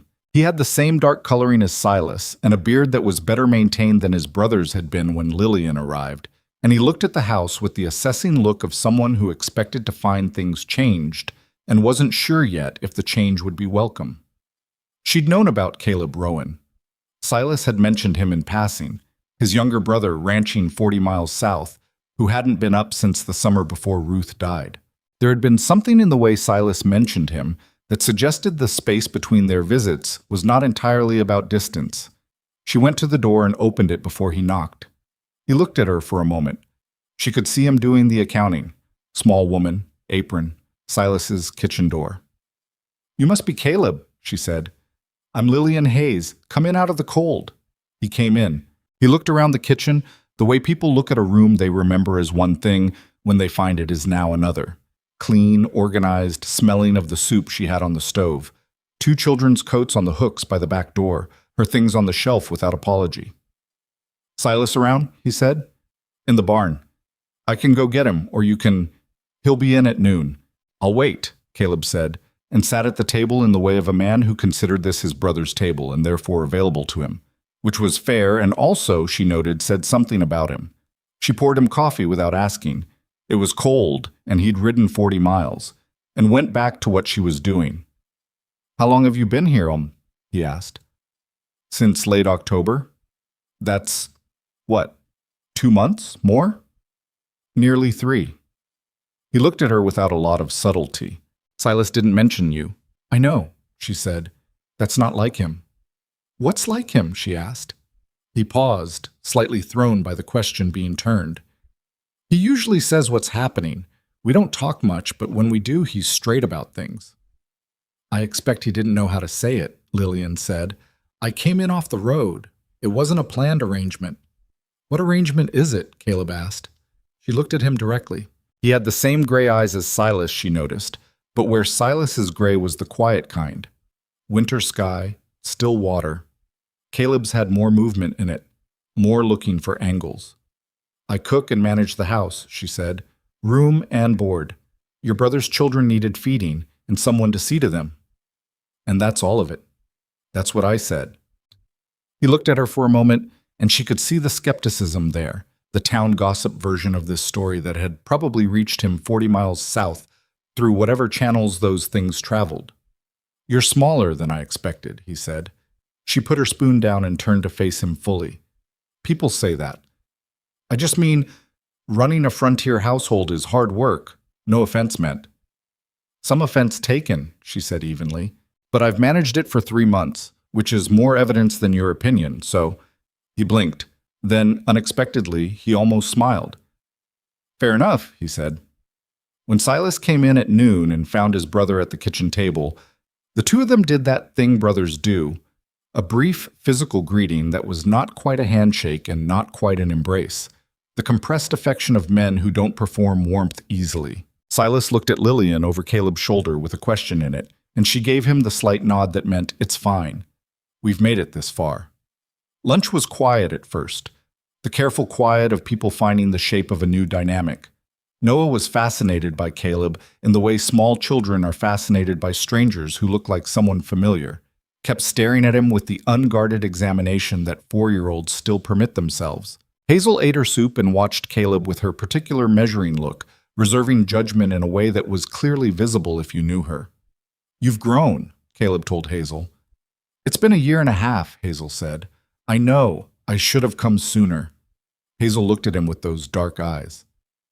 "Yes," she said simply, not to wound him. She wasn't tactical that way yet, just because it was true, and she saw no reason not to say it. Caleb looked at Silas. Silas looked at his soup. "She's not wrong," Silas said. "I know she's not wrong." Caleb looked at Lillian then. "What's in this soup?" "Beans, turnip, the last of the smoked pork I had from before Christmas. Herbs. It's good." "Thank you." He looked at the room again. The clean table, the organized shelf, the mended curtain on the east window that had been torn when Lillian arrived. He was reassessing, she could see it, running the new information against whatever he'd expected to find. After the children had gone to do the afternoon small tasks, Hazel to practice her letters at Lillian's suggestion, Noah to nap, Caleb said to Silas, "I came because I heard things." "I know why you came." "And?" Silas looked at him steadily. "And you can see the house. You can see the children. You've eaten the food." He paused. "Tell me what you're worried about." Caleb glanced at Lillian, then back at his brother, clearly factoring in whether to say the thing with her in the room. "Say it," Lillian said. "I'm going to hear it eventually." Caleb put his hands on the table. "People are saying she moved herself in, and you're too grief-struck to see what it looks like. A widow with nothing, taking up in a widower's house. That's what people are saying." "People can say what they want," Silas said. "It affects the farm. Your reputation in Dunmore. People do business based on who they trust and who they think is being made a fool of." "I'm not being made a fool of." "I can see that," Caleb said. "Now that I'm here, I can see the house, and I can see the children are fine, and I can see—" He stopped, looked at Lillian again, this time differently. "I can see she knows what she's doing, but I didn't know that before I came." "No," Silas said. "You didn't." The conversation had an edge to it that Lillian recognized as old. Older than her, older than Ruth. The particular edge that exists between siblings who love each other and rub each other wrong in ways that have deep roots. "I'm here now," Caleb said. "I wanted to see for myself." "And?" Silas said again. Caleb was quiet for a moment. He looked at Lillian with the same assessing look he'd been giving her since he arrived, but it was cleaner now, less suspicious, more just looking. "The soup was good," he said. It was not exactly an apology. It was not exactly a concession. It was a man making the sound of deciding to put something down, which was, she'd learned, sometimes the best you could get. "Thank you," she said. Again, meaning it more this time. Caleb stayed 2 days. By the end of the second day, something had shifted in the way he moved through the house. He stopped treating the kitchen like a place he was observing and started treating it like a place where things happened. He sat at the table while Hazel showed him the beginning letters she'd been working on. He let Noah explain the rules of a made-up game at significant length without interrupting. He found Silas in the barn on the second morning, and they were in there for a long time, and when they came back out, Silas's jaw was looser than it had been. The night before he left, Caleb sat across from Lillian at the kitchen table while Silas put the children to bed. "Can I ask you something direct?" he said. "You've been doing that since you arrived," she said. "But go ahead." He almost smiled. "Why'd you stay? Really? First week, I get it. Kids needed food, storm coming, bad time to travel, but 3 months?" She thought about how much of the truth to give him. He was asking a real question, and he deserved a real answer, but the whole of the answer had layers she didn't owe a near stranger access to. "Your niece and nephew needed more than food," she said. "And I was in a place in my life where what I was looking for and what they needed happened to line up." She paused. "I didn't have anywhere urgent to be, and then I had a reason to stay, and the reason kept being enough." "And my brother?" She met his eyes. "Your brother is a decent man who loves his children and does his work and is trying to figure out how to carry something heavy without it crushing him. I respect that. More than I expected to." Caleb was quiet for a moment. "He's not easy." "No, neither am I." He looked at her for a long moment, and something in his expression settled. Not warmly, exactly, but honestly, which she valued more. "All right," he said. "All right," she said. Caleb left the next morning in the early cold, horse's breath making clouds in the air. He shook Silas's hand and nodded at the children and then looked at Lillian and said, "Keep feeding them properly," in a tone that was approximately 20% less unfriendly than when he'd arrived, which she counted as progress. She watched him ride south until he was a shape, and then a point, and then nothing, and then she went back inside. The house was warm. The fire she'd built up before anyone was awake had caught properly and held. Hazel was in the kitchen already, starting on breakfast in the way she'd begun doing on mornings when she got there first, checking the stove and putting water on the way Lillian had shown her. Noah was on the settee with his blanket, watching the fire. Silas was at the kitchen door, watching her. "He'll be back," she said. "I know. He always comes back." He paused. "It just takes him a while to decide to." She went to the stove and took over from Hazel with a hand on her shoulder. Hazel yielded the spoon without argument and went to set the table. The morning settled into itself. The January cold outside. The warm kitchen inside. The particular ordinary weight of a day beginning. She was still there. The carpetbag was still on the floor inside her door. unmoved, because she hadn't gotten back to putting it away, or because she'd decided she didn't need to, or because sometimes the things you don't do say as much as the things you do. She hadn't decided which of those it was yet. She thought she might not need to. The carpet bag stayed on the floor inside her door for another 2 weeks before she finally put it away. She wasn't sure what had stopped her from doing it sooner. Some residual hesitation, maybe. Some small part of her that wanted to keep the option visible even after she'd decided not to take it. But one morning in late January, she walked past it on her way to get her shawl and just picked it up, opened the wardrobe, and put it on the top shelf behind a folded blanket. The motion took about 4 seconds. She didn't think about it particularly, but she noticed, closing the wardrobe door, that something in her chest had eased. Silas noticed too, a few days later. She could tell because he glanced at the inside of her doorway when she left the room open one morning, and she saw him register the absence. He didn't say anything about it. He just went on about his morning with a slightly different quality to his silence, the kind that has something settled in it. February was hard in the specific way that February on the plains is always hard. Not the dramatic violence of January blizzards, which at least have the dignity of being events, but the grinding, gray, this is taking too long cold that gets into everything and tests people at the level of character rather than crisis. The firewood supply ran lower than she'd have liked. The root cellar was doing its job, but the potatoes were beginning to show their age, and she was stretching the dried fruit further than it comfortably stretched. Silas came in one evening with a cracked knuckle from a fence repair that had gone wrong in the cold, and she cleaned it and wrapped it without a lot of ceremony while he sat at the kitchen table with the careful stillness of a man who didn't want to make a fuss about something that hurt. "You should have worn the heavier gloves," she said. "I know. The thinner ones are fine for barn work, but not metal in this cold." "I know, Lillian." She tied off the wrapping. "You're going to tell me you know every time I point something out and then continue doing the thing." "Probably," he agreed. She looked at him. He looked back at her. The lamp between them threw warm light across the table, and his wrapped hand rested there, something careful and exposed about it. "Does it hurt much?" she asked. "Not much." Which meant yes, moderately, said in the idiom of a man for whom admitting pain was approximately as comfortable as the pain itself. "There's some liniment on the shelf," she said. "Use it tonight." "All right." She stood up and moved back to the stove, because the potatoes needed turning, and because the small domestic intimacy of the moment had reached the edge of what they both knew how to do with, and stepping away from it was what made it possible to have it at all. The children were changing in ways that surprised her, even as she watched it happen. Noah had started talking more, not in the bursting, unstoppable way of some children, but in measured deployments, as though he'd been accumulating observations for the 4 years of his life, and was now beginning to release them at a rate the world could absorb. He had opinions about things. He thought the turnips were better than the potatoes, but he would eat both. He thought the bay horse was the nicer of the two, but the roan was smarter.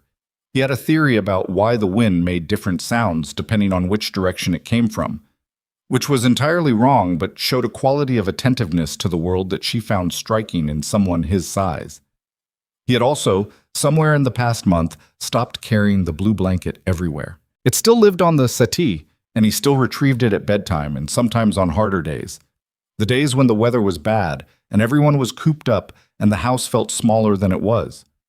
But the constant carrying of it, the way he'd clutched it like a handhold, had gradually loosened. She'd noticed it happening but hadn't said anything, because mentioning it would have been the kind of attention that caused people to become conscious of the thing they'd been doing naturally, which usually had the effect of either stopping the natural thing or self-consciously reasserting it. Silas was the one who mentioned it, one evening when Noah was in bed and the blanket was on the settee where it had been all day. He used to sleep with it, Silas said, not quite to her, the observation going somewhere in the middle distance. After Ruth died, he slept with it every night, had it with him all day. I tried to take it once and wash it, and he woke up when it was gone and just stood in the middle of the room at 2 a.m. looking for it. "I remember the washing incident," Lillian said. "He mentioned it when I first got here." Silas looked at her. "He mentioned it?" "He told me to be careful with it the second or third day." Something crossed Silas's face. "He doesn't usually talk about things like that." "He was telling me the rules," Lillian said. "He needed me to understand what mattered." Silas looked at the folded square of blue wool on the settee. He's not carrying it much anymore. No. That's...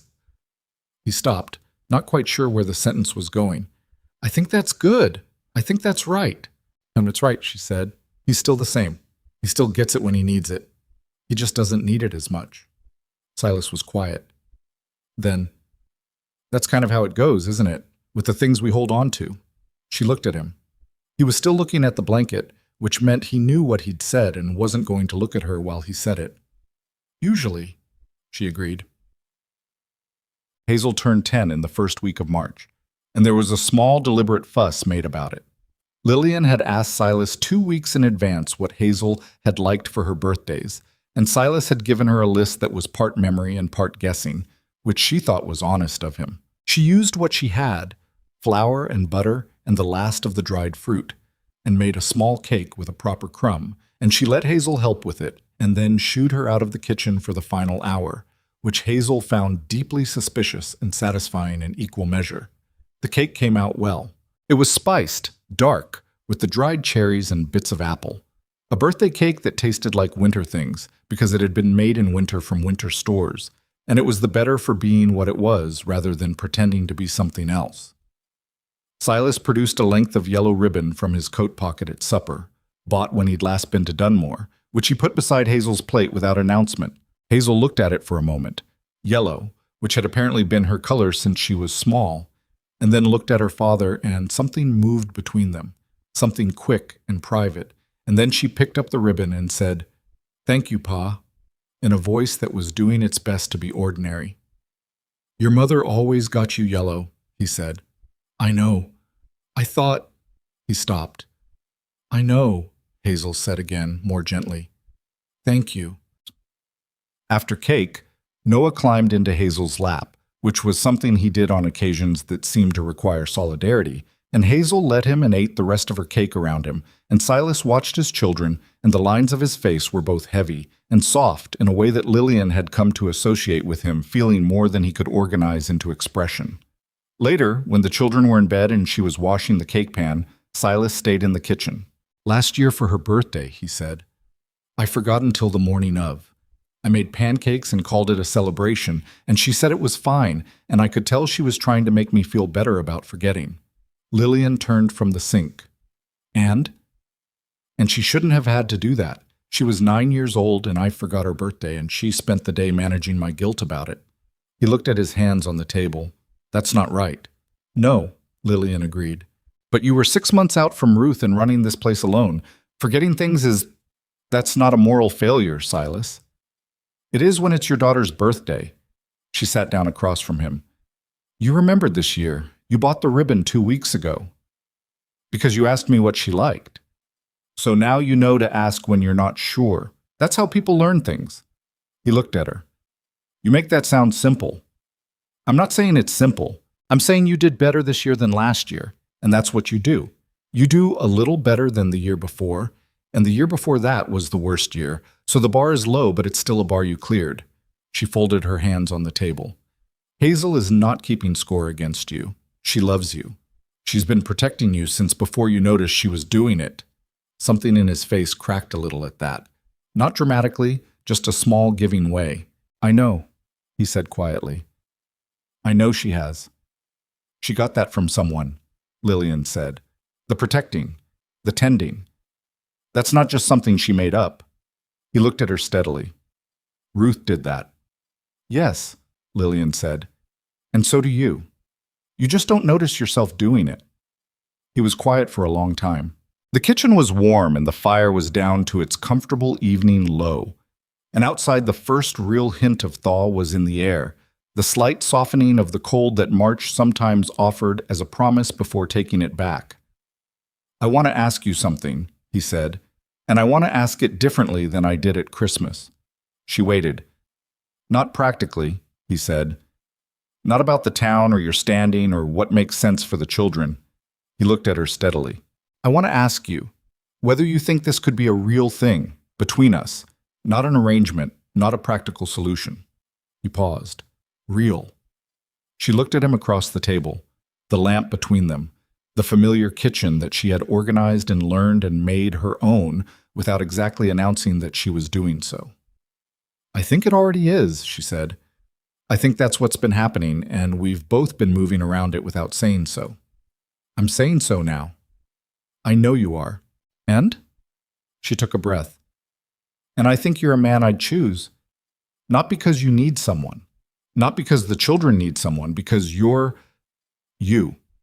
She stopped, because she was not much better at this than he was. "You take the corner of a 4-year-old's blanket at breakfast because he needs to know you're there.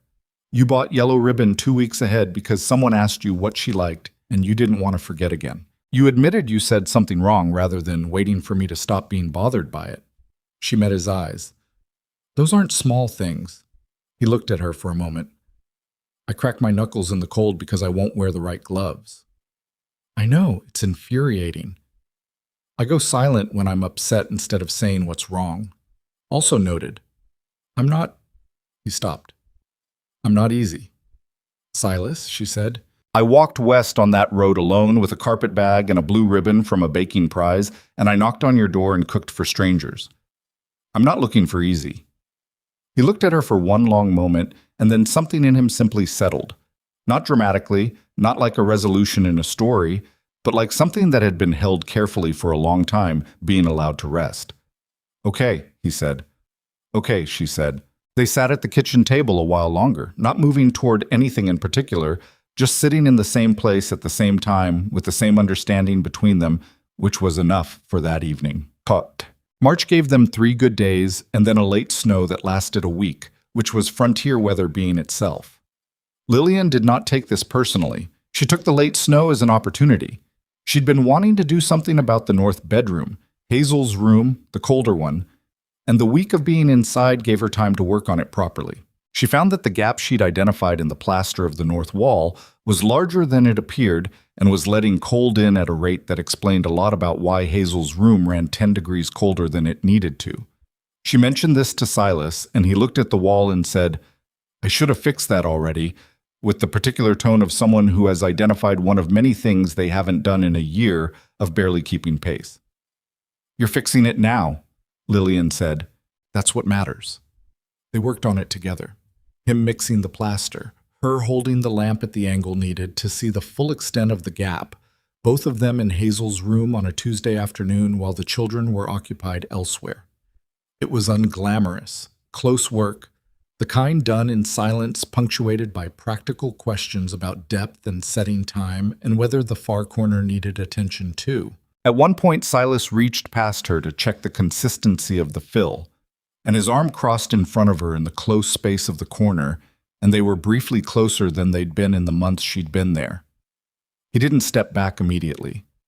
Neither did she. Then the lamp shifted in her hand, and the moment moved past, and he went back to the work. And she held the lamp steady, and they didn't discuss it. But the room was warmer by that evening, and Hazel noticed without being told, which pleased her more than any comment could have. The second week of March brought Caleb back. He didn't ride ahead this time either, just appeared at the gate on a Thursday morning, and Lillian saw him from the kitchen window and had coffee on the table before he was through the door. He noticed this. "You knew I was coming?" he said, hanging up his coat. "I saw you through the window. Sit down." He sat. She put the coffee in front of him and went back to what she'd been doing, which was biscuit dough, and he watched her work in a way that was different from January. Less assessing, more just watching. "How are things?" he said. "Fine. Better than fine, mostly. The north bedroom's been fixed, the root cellar held through winter. We're low on a few things, but Silas is going to town Friday." "That's not exactly what I was asking." She looked at him. "I know." He wrapped his hands around the coffee cup. "I wrote to Silas in February. He wrote back. He said things were—" Caleb paused. "He said things were good. He hasn't said things were good in a long time." "Things are good," she said. He sounded different. In the letter. Like himself, but not the version of himself I've been getting for the past year and a half. She went back to the dough. "People come back," she said. "When they have enough of what they need, they come back to themselves." "What did you give him?" She considered the question. "Nothing that wasn't already here. I just—" Made it so the everyday things weren't so hard. So he had room. She pressed the dough. When you're spending all your energy just keeping the basic things running, there's nothing left for anything else. I took some of that, that's all. Caleb was quiet for a moment. That's not a small thing. I know it isn't. But when Silas came in and found Caleb at the table, there was something different in the brothers' greeting this time. More ease to it, less of the careful distance that had been there in January. They sat across from each other with their coffee and talked about the ranch and the cattle plans and the fence on the north property, and Lillian moved through the kitchen around them and felt the conversation as a texture, something functional and familiar being rebuilt. That evening after supper, Caleb pulled Lillian aside, or as aside as a frontier farmhouse kitchen allows, which was essentially the far end of the same room. I said some things when I was here in January, he said. Things about what people were saying in town.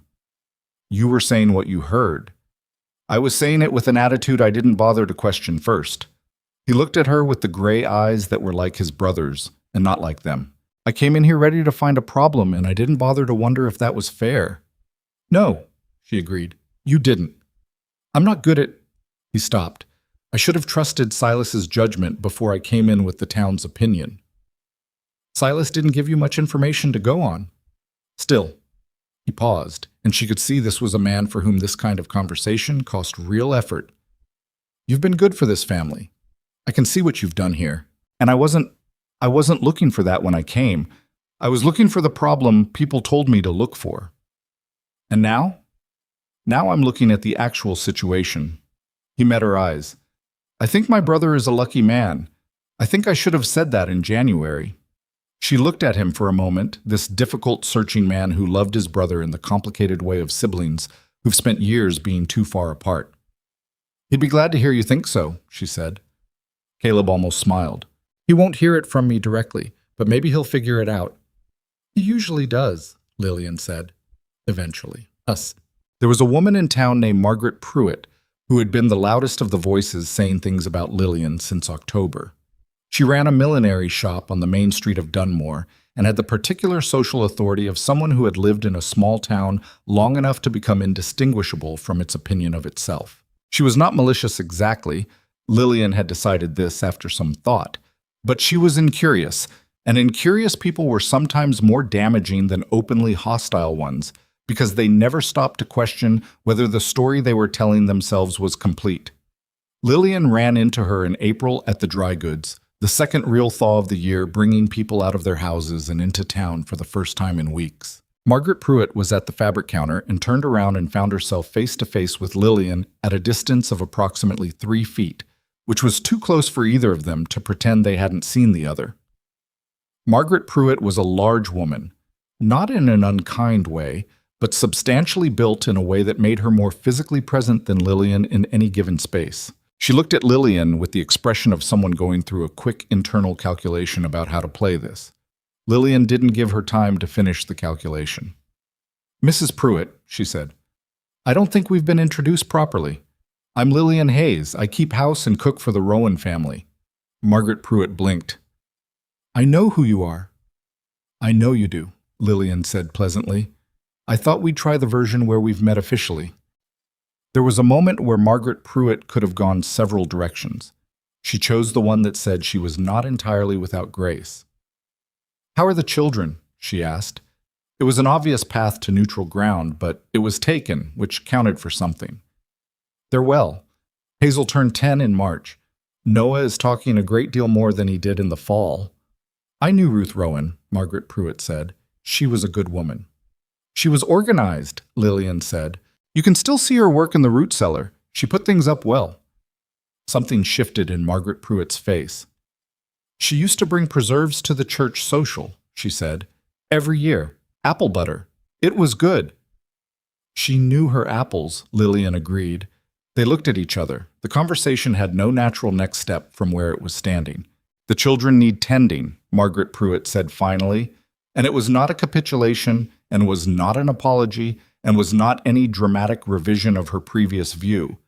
It was just a woman saying the true thing that was available to her. Silas Rowan is a decent man, but he was struggling. That's been apparent for a while. It has, Lillian said. I may have.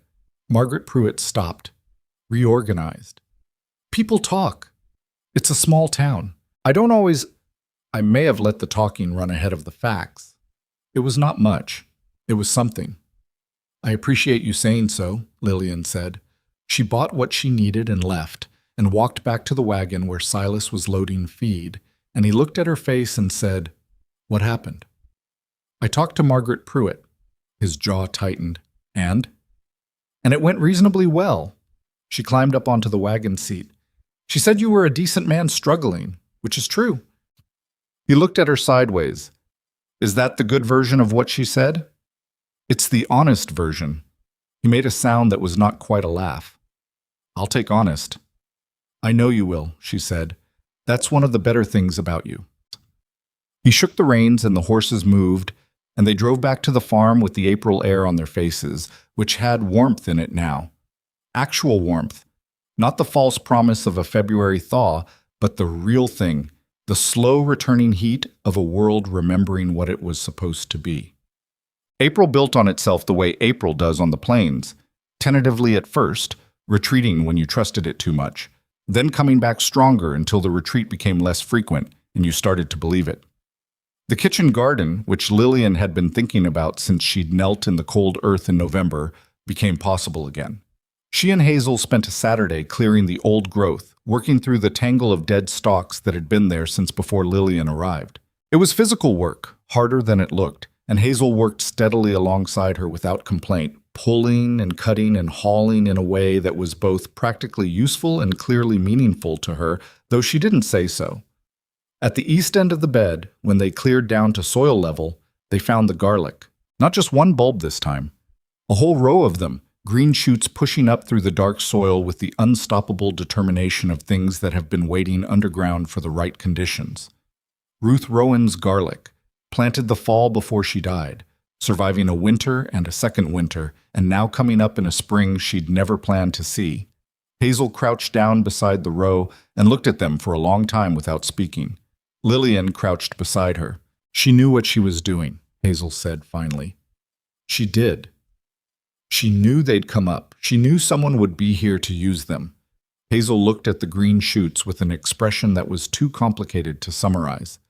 She planned for it. Well, Lillian thought about Ruth Rowan, who she had never met and knew only through the traces she'd left, the organized root cellar, the kitchen garden, the yellow ribbon that Silas had remembered, the way her daughter stored information methodically, and her son reached out for people he trusted with his whole small hand. You could know a person fairly well from what they left behind. She loved this place, Lillian said. She wanted it to keep going. Hazel looked at the shoots for another moment. Then she said, without looking up, I think she'd be okay with you being here. Lillian sat with that for a moment, the weight and the gift of it. Thank you, she said quietly. Hazel stood up and dusted her hands on her skirt. We should get them staked, she said, back to practical, because she was always back to practical. Before they get any taller. We should, Lillian agreed. She stood. Go get the stakes from the shed. Bottom shelf, left side. Hazel went. Lillian stood for a moment longer looking at the row of green shoots, Ruth Rowan's deliberate hope pushing up from cold ground, and then she went to find the twine.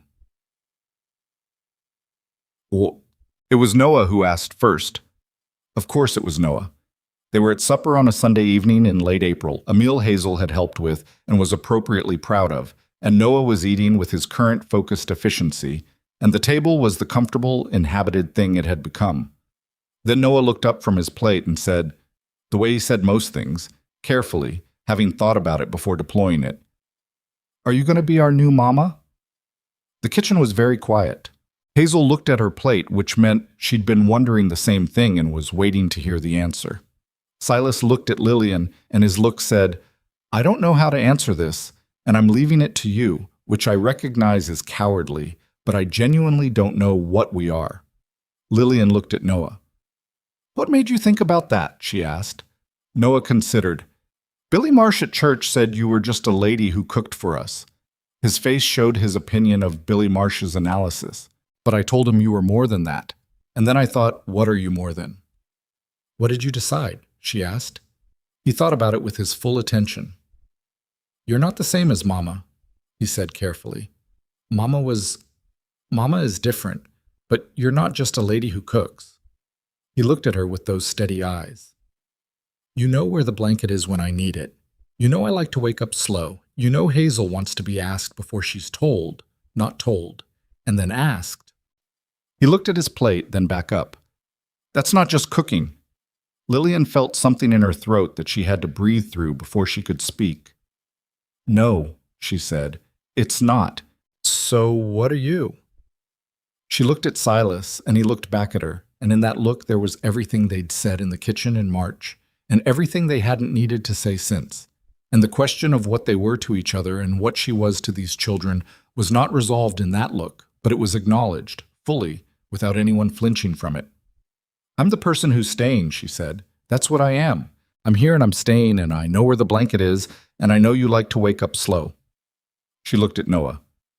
"Does that answer it?" Noah thought about it, nodded. "Mostly," he said. "I might have more questions later." "That's fair," she said. "I might have better answers later." He went back to his supper. Hazel, still looking at her plate, said quietly, "I think staying is enough. For now." Silas reached across the table and refilled Noah's cup, and the motion was so ordinary and present that it was almost its own kind of answer to the question Noah had asked. Not a declaration, just a hand reaching out in a kitchen, at a table, in a house where people ate together and managed the hard things and did better than the year before, which was the only measure that had ever really mattered. Outside the window, the April light was doing what it does this time of year. Long and low and particular, the kind of light that makes even plain things look like they've been considered. The kitchen caught it and held it for a few minutes, amber on the white walls, warm across the table. Lillian ate her supper and listened to Noah tell Silas something about the roan horse's behavior that morning, an involved story that required sound effects, and Hazel corrected a factual detail with her characteristic precision, and Silas listened to both of them with his full attention, which he was better at now than he'd been in October. She thought about the road west out of Millfield, the carpet bag, the blue ribbon folded into thirds in her coat pocket, the way she'd stood outside the bakery in Carver's Bend and been told a good wind would take her. She thought about what it was to be underestimated your whole life, and then to find a place that needed exactly what you were and to have the sense to stay.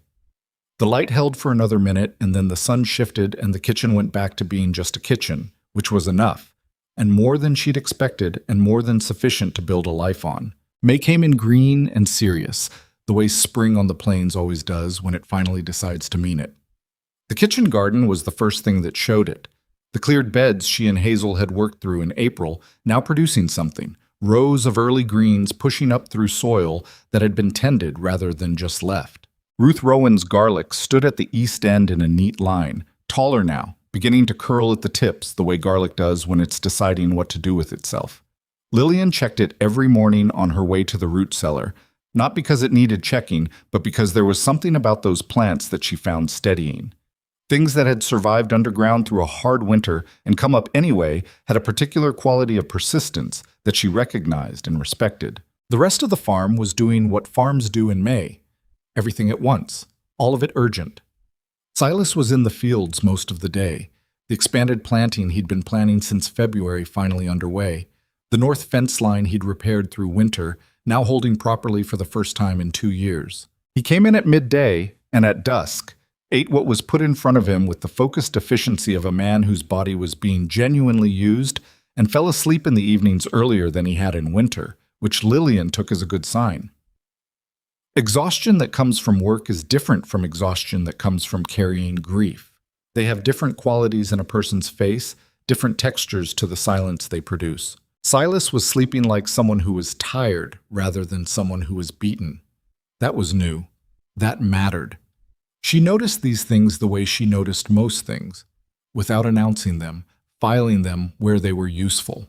She had spent 6 months learning this family the way she'd learned every kitchen she'd ever worked in, by paying attention to what it was rather than what she'd expected it to be, and adjusting accordingly. The conversation she had been waiting for, or not waiting for exactly, more like knowing was coming the way you know weather is coming by the feel of the air, happened on a Tuesday evening in the second week of May.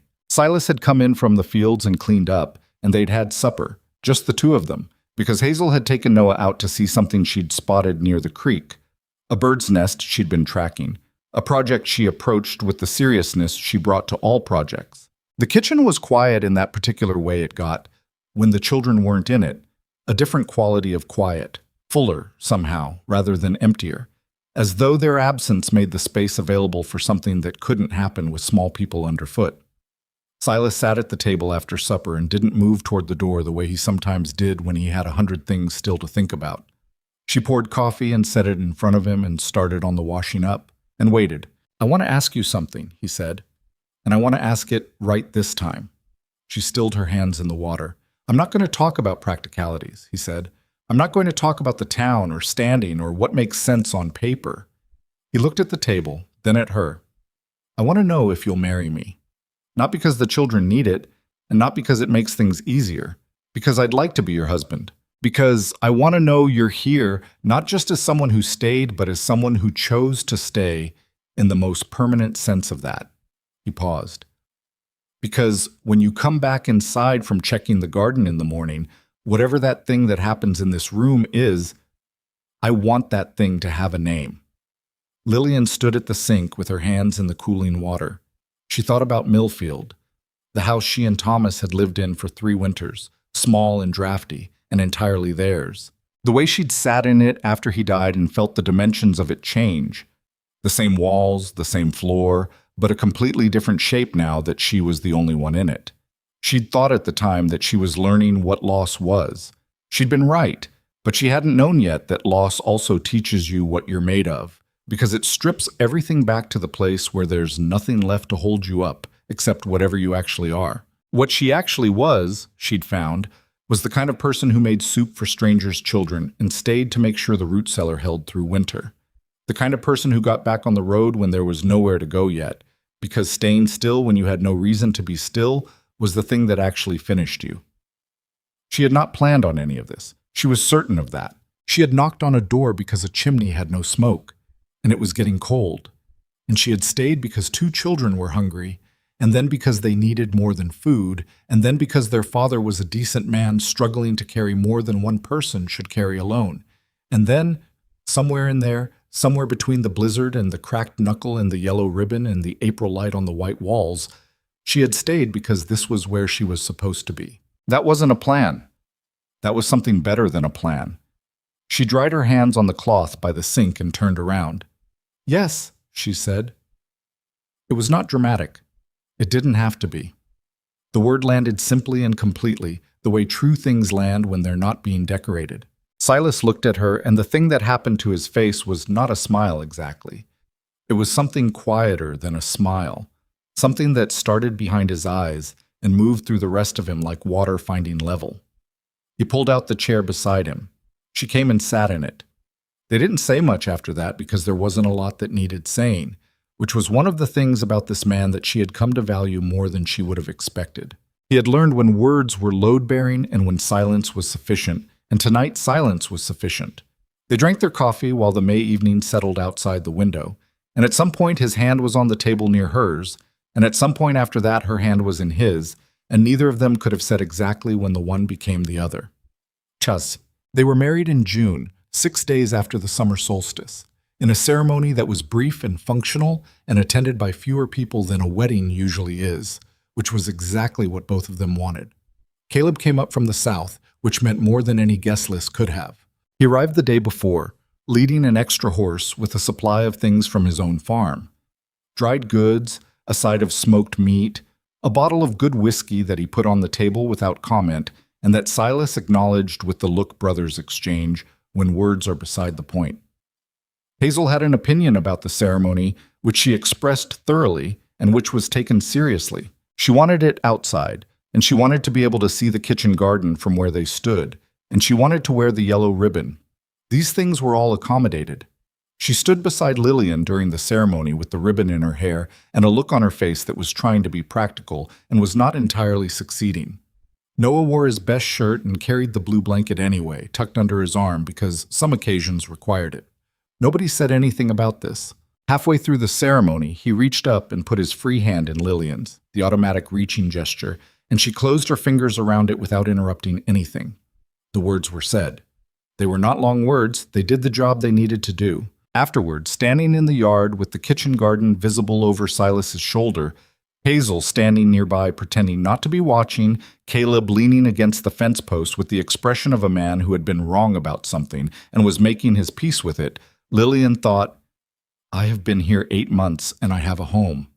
Not a home she'd built from scratch, not a home that was only hers, a home that had been here before her, that carried the traces of a woman she'd never met and whose garlic was now threaded through every meal she made. A home that had been broken and was not entirely fixed. She was realistic about that, had always been realistic about that, but was fixed enough, and getting more fixed, and was being fixed by people who had decided to fix it together, which was the only way anything actually got fixed. She thought about what it meant that she was here. Not meant in the mystical sense, not fate or design, but meant in the plain sense, the sequence of decisions and accidents and needs that had led from Millfield to this yard in June. She'd gotten on a road. She'd knocked on a door. She'd made soup. Everything else had been the natural consequence of paying attention to what was in front of her and having the courage to stay with it. That was not a complicated story. But she'd noticed in 26 years of living that the uncomplicated stories were often the ones that were hardest to stay inside of without flinching away. Che. Summer on the Rowan farm was a different creature entirely from the winter that had preceded it. The same fields, the same barn, the same house, but transformed by light and heat and activity into something that felt almost unreasonably alive. Silas's expanded planting was coming in well, better than he'd projected, which he reported at supper with the careful understatement of someone who doesn't want to celebrate too early, but can't entirely contain the fact that things are going right. The cattle were healthy. The north fence was holding. The barn needed the east wall reseeded before fall, which was a known problem with a known solution, which was a completely different category of problem from the ones that had characterized the farm 8 months ago. The kitchen garden was Ruth Rowan's last great gift to the place she'd loved. Abundant in a way that required daily attention, green beans and summer squash, and the onion bed that had apparently been dormant for a year and had now decided to make up for lost time. Lillian canned and preserved and taught Hazel as she went, the two of them at the kitchen table in the evenings with jars lined up waiting to be sealed, a kind of industry that was also a kind of continuity. Mama used to do this, Hazel said one evening, looking at the row of sealed jars. I know. She was good at it. You're good at it too. Hazel looked at her. Different methods, but the same result. Lillian considered that. Different people solve the same problems different ways. The point is that the problem gets solved. Hazel was quiet for a moment. Do you ever think about her, Mama? Sometimes, Lillian said honestly. I think about what she built here. I think about the garlic. She never met you. No. I think she would have liked you, Hazel said, with the considered certainty of a 10-year-old who has thought seriously about this. Not right away. She would have been careful about you at first, asked a lot of questions, watched to see how you were with us. She paused. But after that, yes. Lillian looked at her. You're very like her, I think. Hazel's expression did the thing it did when a compliment was genuinely felt, but Hazel wasn't sure how to receive it. Pa says that. Your father knows. He says it, and then he has to stop talking for a little while. That's what love does sometimes, Lillian said. Makes it hard to keep talking. Hazel thought about that, filing it. Is that what's happening when you and Pa go quiet after supper? Lillian looked at her steadily. Are you asking me that seriously? Yes. Sometimes, Lillian said, and sometimes we're just tired. Hazel nodded, satisfied with the honesty of that. The trouble with Margaret Pruitt, which had been ongoing in the low-level way of small-town adjustments, resolved itself in the way these things sometimes do, not through a dramatic confrontation or a clean apology, but through time and the accumulation of visible evidence. Margaret Pruitt saw what happened to the Rowan family. Everyone in Dunmore saw it, because small towns see everything, and what they saw was 2 children who had been visibly struggling were no longer struggling. A man who had been moving through his days like a man walking in deep water was moving differently. A farm that had been declining was not declining. These were observable facts, and observable facts, given enough time, tend to reshape even the most settled opinions. By midsummer, Margaret Pruitt had stopped saying whatever she'd been saying and had started saying something more like that woman has done right by those children, which was not a statement of personal warmth, but was a statement of accuracy, which Lillian preferred.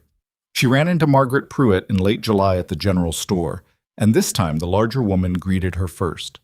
"Mrs. Rowan," she said, the name still slightly new, something Lillian was still learning to answer to. "How are the children managing the heat?" "Hazel's in the garden half the day," Lillian said. "Noah's decided the creek is his personal property." Margaret Pruitt's face did something that was almost fond. "Ruth used to say he'd be a creek child. She said it before he was walking." Lillian looked at her. "You knew her well?" "We weren't close, but in a town this size, close is relative." Margaret Pruitt was quiet for a moment. She was a steady woman, not easy to know well, but steady. Good to have around when things went wrong. She paused. "I see some of that same quality in you. It took me a while to look for it, which I'll acknowledge is my own failing." It was the most direct thing Margaret Pruitt had ever said to her. It cost something, Lillian could tell. Not a lot, but something. And she accepted it accordingly. "Thank you," she said. "I appreciate you saying it. Your husband's a good man," Margaret Pruitt added, clearly feeling that since she'd come this far, she might as well finish. "Always was. He just needed—" She searched for the word. "Room," Lillian said. "He needed room." Margaret Pruitt looked at her, and for a moment the incurious face opened slightly, like a window being tried. "Yes," she said. "That's exactly it." Caleb came back for a week in August, the longest visit he'd made, and something had changed in the way he occupied the house. He sat in the kitchen in the evenings without the watchful quality he'd carried in January. He played the clapping game with Noah, the same one Hazel had tried to teach him in December with the rules that were too complicated, and which Caleb learned imperfectly but gamely, and which they played 3 rounds of before Noah won and declared victory in the definitive way of a child who has been looking forward to winning something. He and Silas worked together for most of the week. The East Barn Wall, a project they'd apparently discussed by letter, and prepared for separately and executed together with the efficient shorthand of siblings who know each other's working rhythms. Lillian watched them from the kitchen window one afternoon and thought about what it cost brothers to lose the thread between them and what it takes to find it again. Not a dramatic reunion, nothing cinematic about it. Just 2 men fixing a wall, handing each other tools, arguing briefly about the best placement of a crossbeam, and then reaching a compromise that was probably better than either of their original positions. That was how things got fixed. Not in a moment. In a wall's worth of work, side by side. The evening before Caleb left, he and Lillian were the last 2 up, Silas having gone to bed, the children long since asleep. And he sat at the kitchen table with coffee and the look of a man who'd been deciding whether to say something. "I was wrong about you," he said. "You've said that. I'm saying it again because I want to say it properly." He looked at her directly. "I came in here in January ready to take you apart. I'd heard things and I'd decided things and I didn't give you the benefit of any doubt. That was unfair. You were protecting your brother." "I was," he said. "But I was doing it badly, and with assumptions I had no right to." He turned his cup in his hands. "What you've done here, not just the cooking in the house, but what you've done for Silas, what you've done for those kids, that's not nothing. That's something most people couldn't have held together under the conditions you walked into." "I had reasons to stay," she said. "The reasons you had when you arrived were 2 hungry children. You stayed past that." "The reasons grew," she said simply. He looked at her for a moment. "I want you to know," he said carefully, "that as far as I'm concerned, you're family. My brother's wife, which makes you mine in the way that matters." He paused. "I wasn't sure when I came in January. I'm sure now." She looked at him. This difficult, searching, love-in-the-wrong-language man who had driven 40 miles to interrogate his brother's household and had ended up being one of the people in it. "Thank you, Caleb," she said. "Don't thank me. I'm just saying what's true." "I know. That's why I'm thanking you." He left in the morning with the look of a man who intends to come back, which was different from his face in January, and that difference was its own kind of resolution. Bullshit. The question Hazel had been building toward all summer came in September, on a quiet evening after the first cool night of fall had reminded everyone that summer was on its way out. They were at supper. All four of them, the ordinary supper table that had become in 9 months one of the most consistent things in Lillian's life, the thing she thought about when she thought about what she had. Silas had brought in the last of the late squash from the garden, and it was in the soup she'd made, and the soup was good, and Noah had said so with the directness he applied to assessments of food, and Hazel had eaten 2 bowls, which was its own commentary. After supper, while Silas and Noah were outside looking at something the boy had found near the fence post, a beetle of apparent significance, requiring a man's opinion, Hazel stayed at the table with the careful presence of someone who has been holding a question for a while. Lillian sat across from her and waited. "Can I ask you something personal?" Hazel said. "Yes." Hazel looked at the table, then at her. "If you'd never found our farm, if you'd just kept walking to Dunmore that day and found work there, do you think you'd be okay?" Lillian looked at her. "That's a complicated question." "I know. I've been thinking about it since spring." "What made you think about it?" "Because," Hazel paused, organizing. "Because you didn't have to stay. You chose to. And I wanted to understand what that means. If you were okay before us, then staying was a real choice. But if you needed us too, if it wasn't just us needing you, then it's different." She looked at her directly. "I want to know if it was equal." Lillian was quiet for a moment because the question deserved an honest answer, and honest answers to 10-year-olds required care. "I think I would have been okay," she said. "I'm not fragile. I would have found work and found a way forward, and eventually found a life somewhere." She paused. "But okay isn't the same as this. Okay is surviving. This is..." She looked at the room. The kitchen she knew down to its particular smell in the morning, the way the east window caught the light, the shelf she had organized and reorganized until it was right. This is belonging somewhere. That's different from okay. Hazel was quiet, taking that in. "Did you know?" she said. "When you stayed the first night, did you know it might be this?" "No," Lillian said. "I thought I was making soup and staying out of the cold." She looked at Hazel steadily. "I think most important things start that way. You don't see them coming. You just do the next right thing, and the one after that, and eventually you look up and realize you're somewhere you didn't know you were headed." "That's a little scary," Hazel said. "It is a little. It's also kind of good, because it means the things that matter don't always require a plan. Sometimes they just require showing up." Hazel thought about that for a long moment. Then she said quietly, not quite casually enough to be casual, "Does staying forever mean you're our mother now?" The kitchen was very still. Lillian looked at this girl, this braid in the morning, bare feet in the hallway, sweeping because Mama said so, garlic in November, yellow ribbon girl, who had stood in a doorway on a winter morning with her brother half asleep on her arm and said one word that had been the realest thing anyone had said to Lillian in years. She heard the back door, and then Silas was in the kitchen, Noah behind him, and Silas read the room the way he'd gotten better at reading rooms. And he did not say anything, just went to his chair and sat in it, because he understood that something was happening and his job was to be present for it.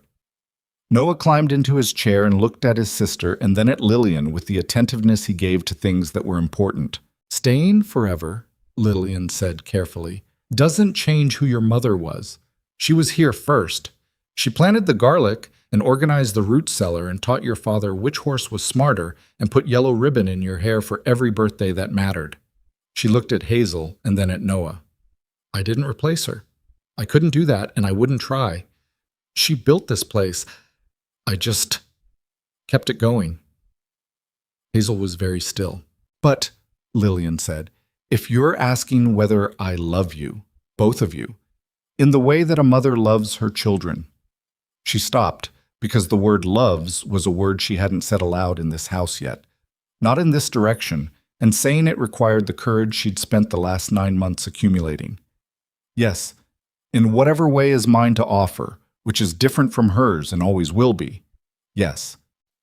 Noah's face, which had been watching all of this with his full concentrated attention, did something simple and complete. He reached across the table and put his hand over hers, the open palm gesture, the reaching.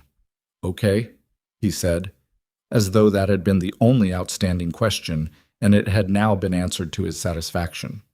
Hazel looked at the table for a moment.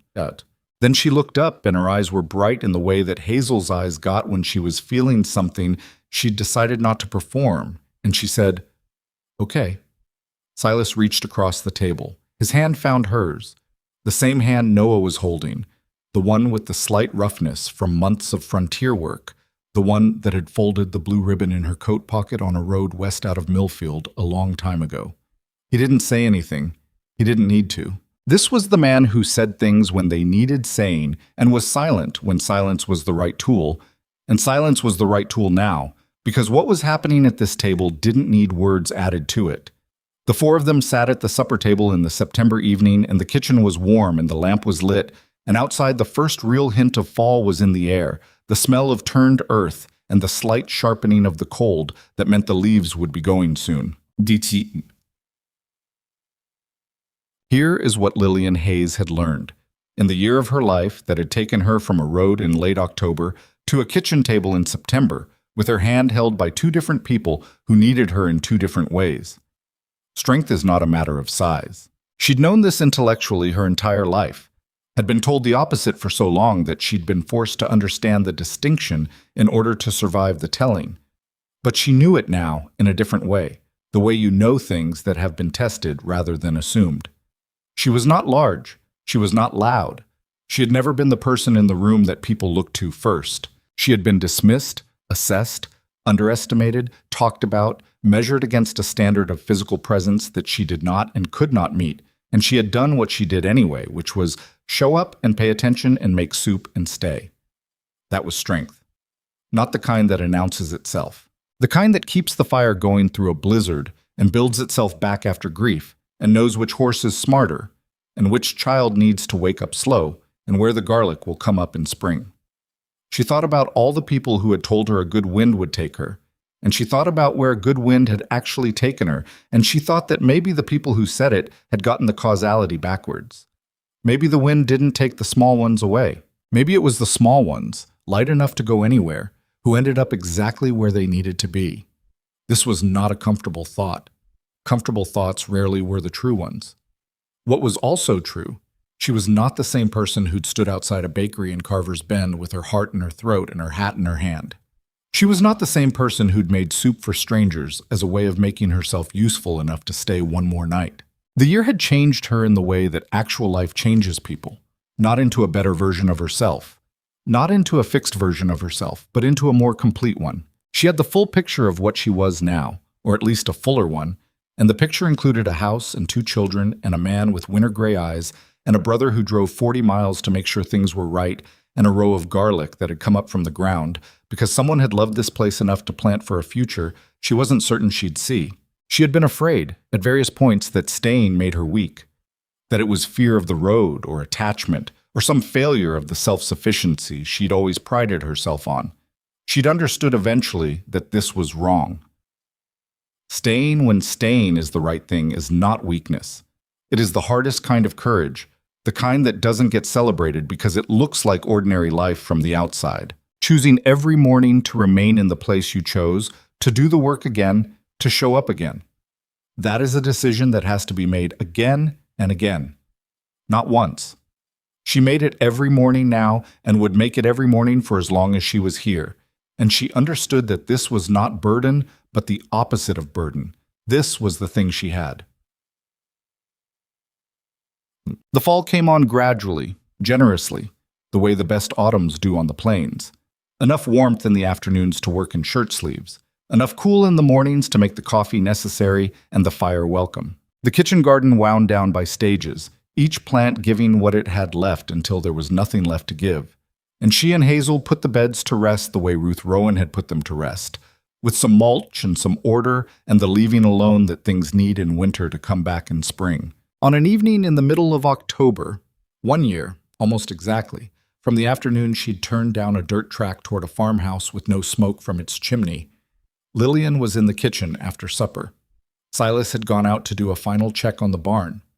Noah was asleep, and Hazel was at the table doing letters with a focused concentration that had in the past weeks tipped over from effort into something that looked more like enjoyment, which was satisfying to watch. Lillian was putting up the kitchen for the night, the simple, repetitive tasks that ended every day, and she was thinking about nothing in particular, which was a relatively new experience for her. She had spent a lot of her life thinking about the next thing, the next problem, the next meal, the next move. The thinking about nothing was quiet and good. Hazel looked up from her letters. "Do you know what today is?" Lillian looked at her. "October 15th. "Oh, it was almost a year ago that you came," Hazel said. She'd been tracking it. Of course she had. "I went back and counted." "I know," Lillian said. "I've been counting too." Hazel was quiet for a moment, looking at her paper. Then, "Are you glad you stopped?" Lillian thought about the chimney with no smoke, the dirt track, the 4-inch gap in the door and the small hand gripping its edge. "Yes," she said. "Even though it was hard?" "Especially because it was hard." She picked up the lamp to move it to the shelf. Easy things don't change you, hard things do. And sometimes the changing is the point. Hazel looked at that for a moment, the same way she looked at everything, thoughtfully, from multiple angles, filing it somewhere useful.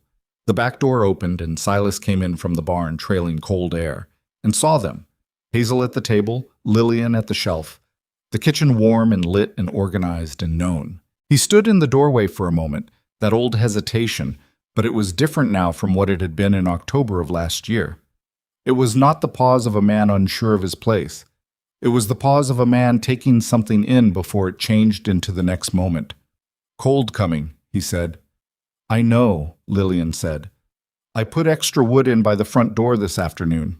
He hung up his coat, sat at the table across from Hazel, looked at her letters without commenting, because he'd learned that Hazel didn't want comments during the working part, only after. The three of them were in the kitchen together, and the fourth was asleep upstairs with the blue blanket folded at the foot of his bed, where it lived now most nights, available when needed and otherwise resting.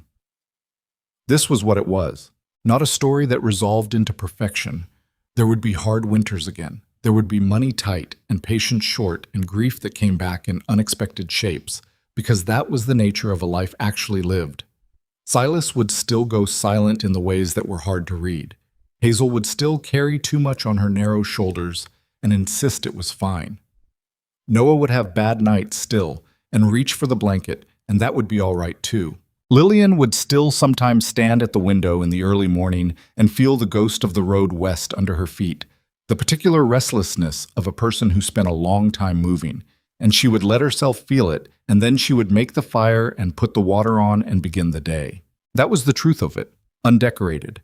A woman who had been told her whole life she was not enough had found the place where she was exactly enough, and the finding had required nothing more than a dirt track and a door, and the willingness to stay. She had not needed to be larger. She had not needed to be louder. She had not needed to be different from what she was. She had only needed to knock on the door. Everything else had been the natural consequence of that one plain act of showing up. Outside, the October dark had settled fully over the farm. Inside, the lamp burned and the fire held, and the kitchen carried the smell of the last of the summer's canned tomatoes she'd opened for supper. And somewhere above them, Noah was dreaming whatever 4-year-olds dream when they are warm and fed and sure of the morning. Lillian put the last dish on the shelf, everything in its place, everything accounted for. She sat down at the table with her family in the home that had been waiting for her on a dirt track on the frontier, and the October night pressed against the windows, and inside the light held against it, as it had all year, and as it would for all the years that were still to come.